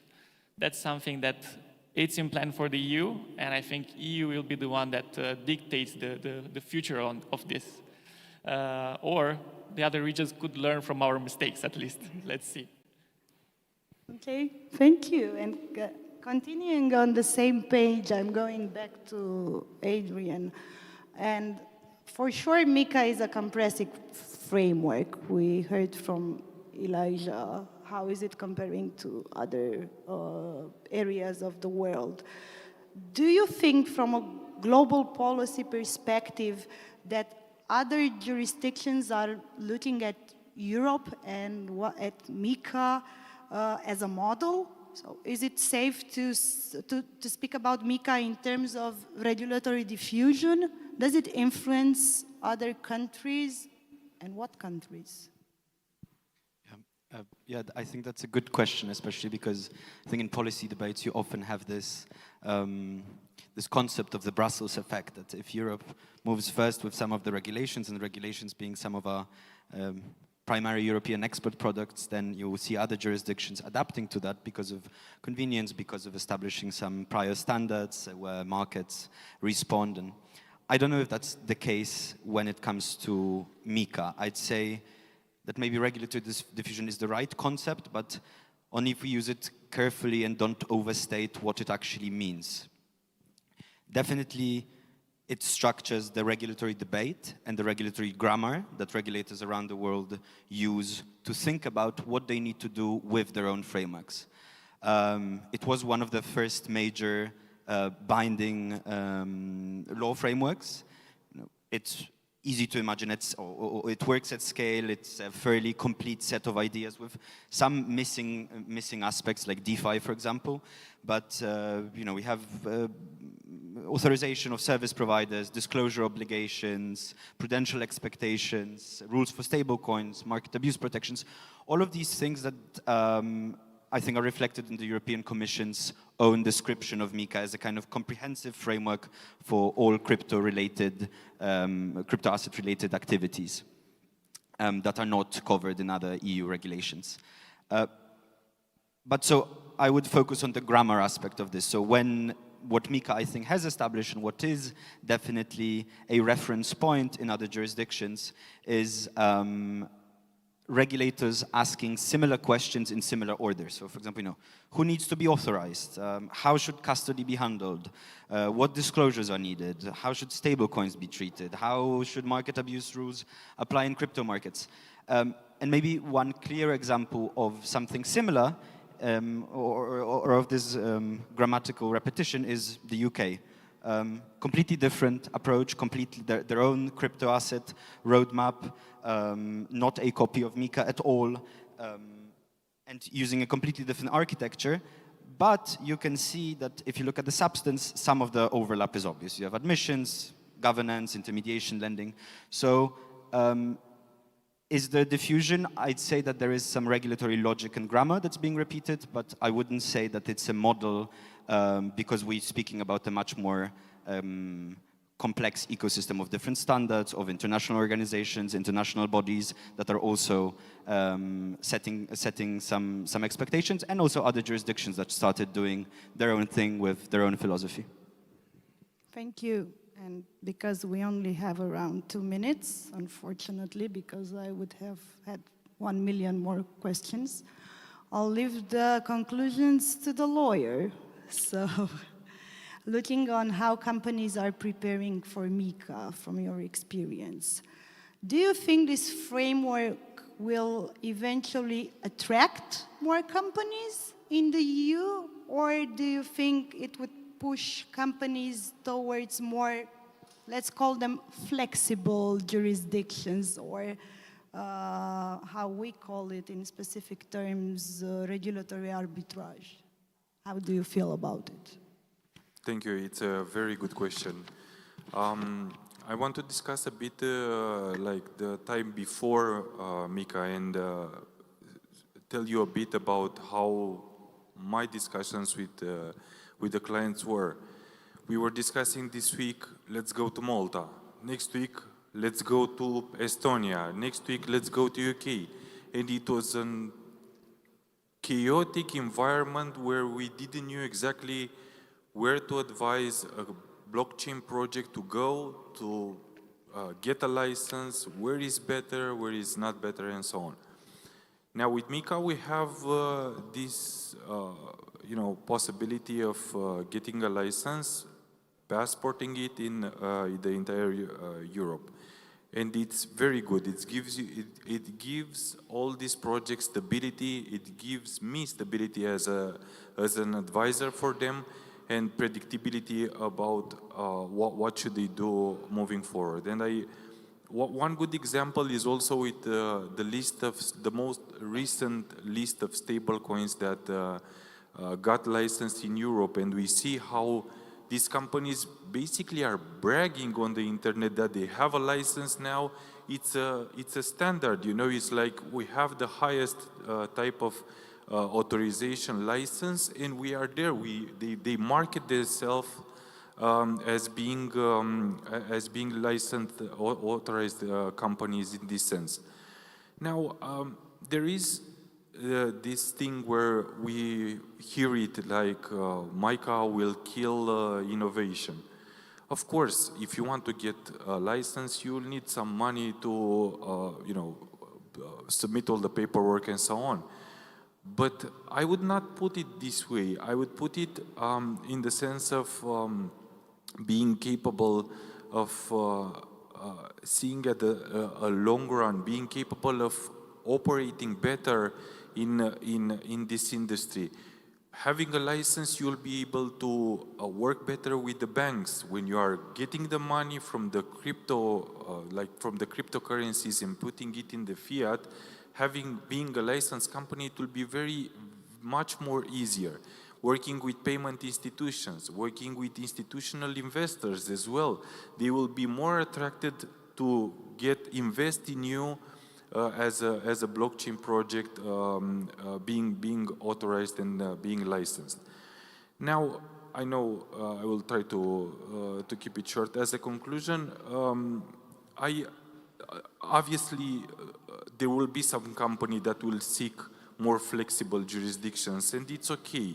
But just to be sure that those companies that are seeking to stay in Europe and be authorized and get a license will think as more comfortable, more controlled, more trusted, even for a consumer protection perspective. Interacting with these companies that are authorized will be much better than other companies that are in more flexible jurisdiction, as you have mentioned. Thank you. So unfortunately, we have to wrap up because everything is red on the screens. Thank you, everybody, for a very interesting regulation panel. So as you can see, regulation can be very interesting. So please do come at more regulation talks. Thank you again. Thank you, everybody. I think this wraps up the blockchain forum. I hope I will see you again next year in larger numbers. And I think we have the final remarks from Mr. Vevera. Thank you again.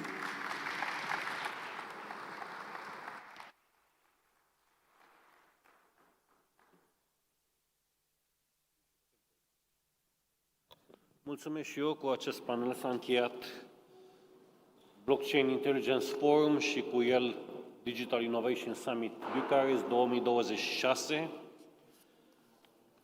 Ideea este că noi ne gândim deja la următoarea ediție pe care am vrea să o organizăm anul viitor, între 12 și 16 aprilie de data aceasta, să nu mai fie atât de frig cum a fost în acest martie aici. Și câteva teme la care ne-am gândit, pe care să le luăm în discuție, ar fi reziliența este necesară, dar nu mai este suficientă. Business continuity nu înseamnă doar că sistemele repornesc după o criză, și asta se vede mai ales după conflictul din Orientul Mijlociu, acum și cel din Ucraina. Calitatea vieții, la rândul ei, nu este un subiect soft rezervat dezbaterilor sociale, este un indicator dur de competitivitate națională. Legătura dintre cele trei dimensiuni, reziliență, business continuity și quality of life, nu este academică, este practică și urgentă, pentru că protejând infrastructurile critice, nu apărăm doar rețele și sisteme, apărăm capacitatea unei societăți de a funcționa, de a produce, de a atrage și de a oferi oamenilor săi un viitor previzibil. Acesta este, în fond, contractul fundamental dintre un stat și cetățenii săi și dintre o economie și cei care aleg să investească în ea. Iar Digital Innovation Summit Bucharest, prin conferințele pe care le conține, Critical Infrastructure Protection, Cyber Diplomacy și Blockchain Intelligence, nu face decât să construiască, și a făcut lucrul ăsta de-a lungul anilor, o comunitate durabilă de schimburi de idei, de experți și instituții, o comunitate capabilă să ducă aceste conversații la nivelul la care ele trebuiau poetate între decidenți, experți și operatori care înțeleg miza reală. Anul viitor vă invit să folosim acest spațiu pentru a construi împreună un cadru mai larg, unul în care securitatea infrastructurilor critice devine fundament explicit al competitivității naționale și al calității vieții. Acestea fiind spuse, vreau să mulțumesc celor care au participat la acest eveniment, speakerilor, și nu în ultimul rând celor care ne-au ajutat să ducem la bun sfârșit.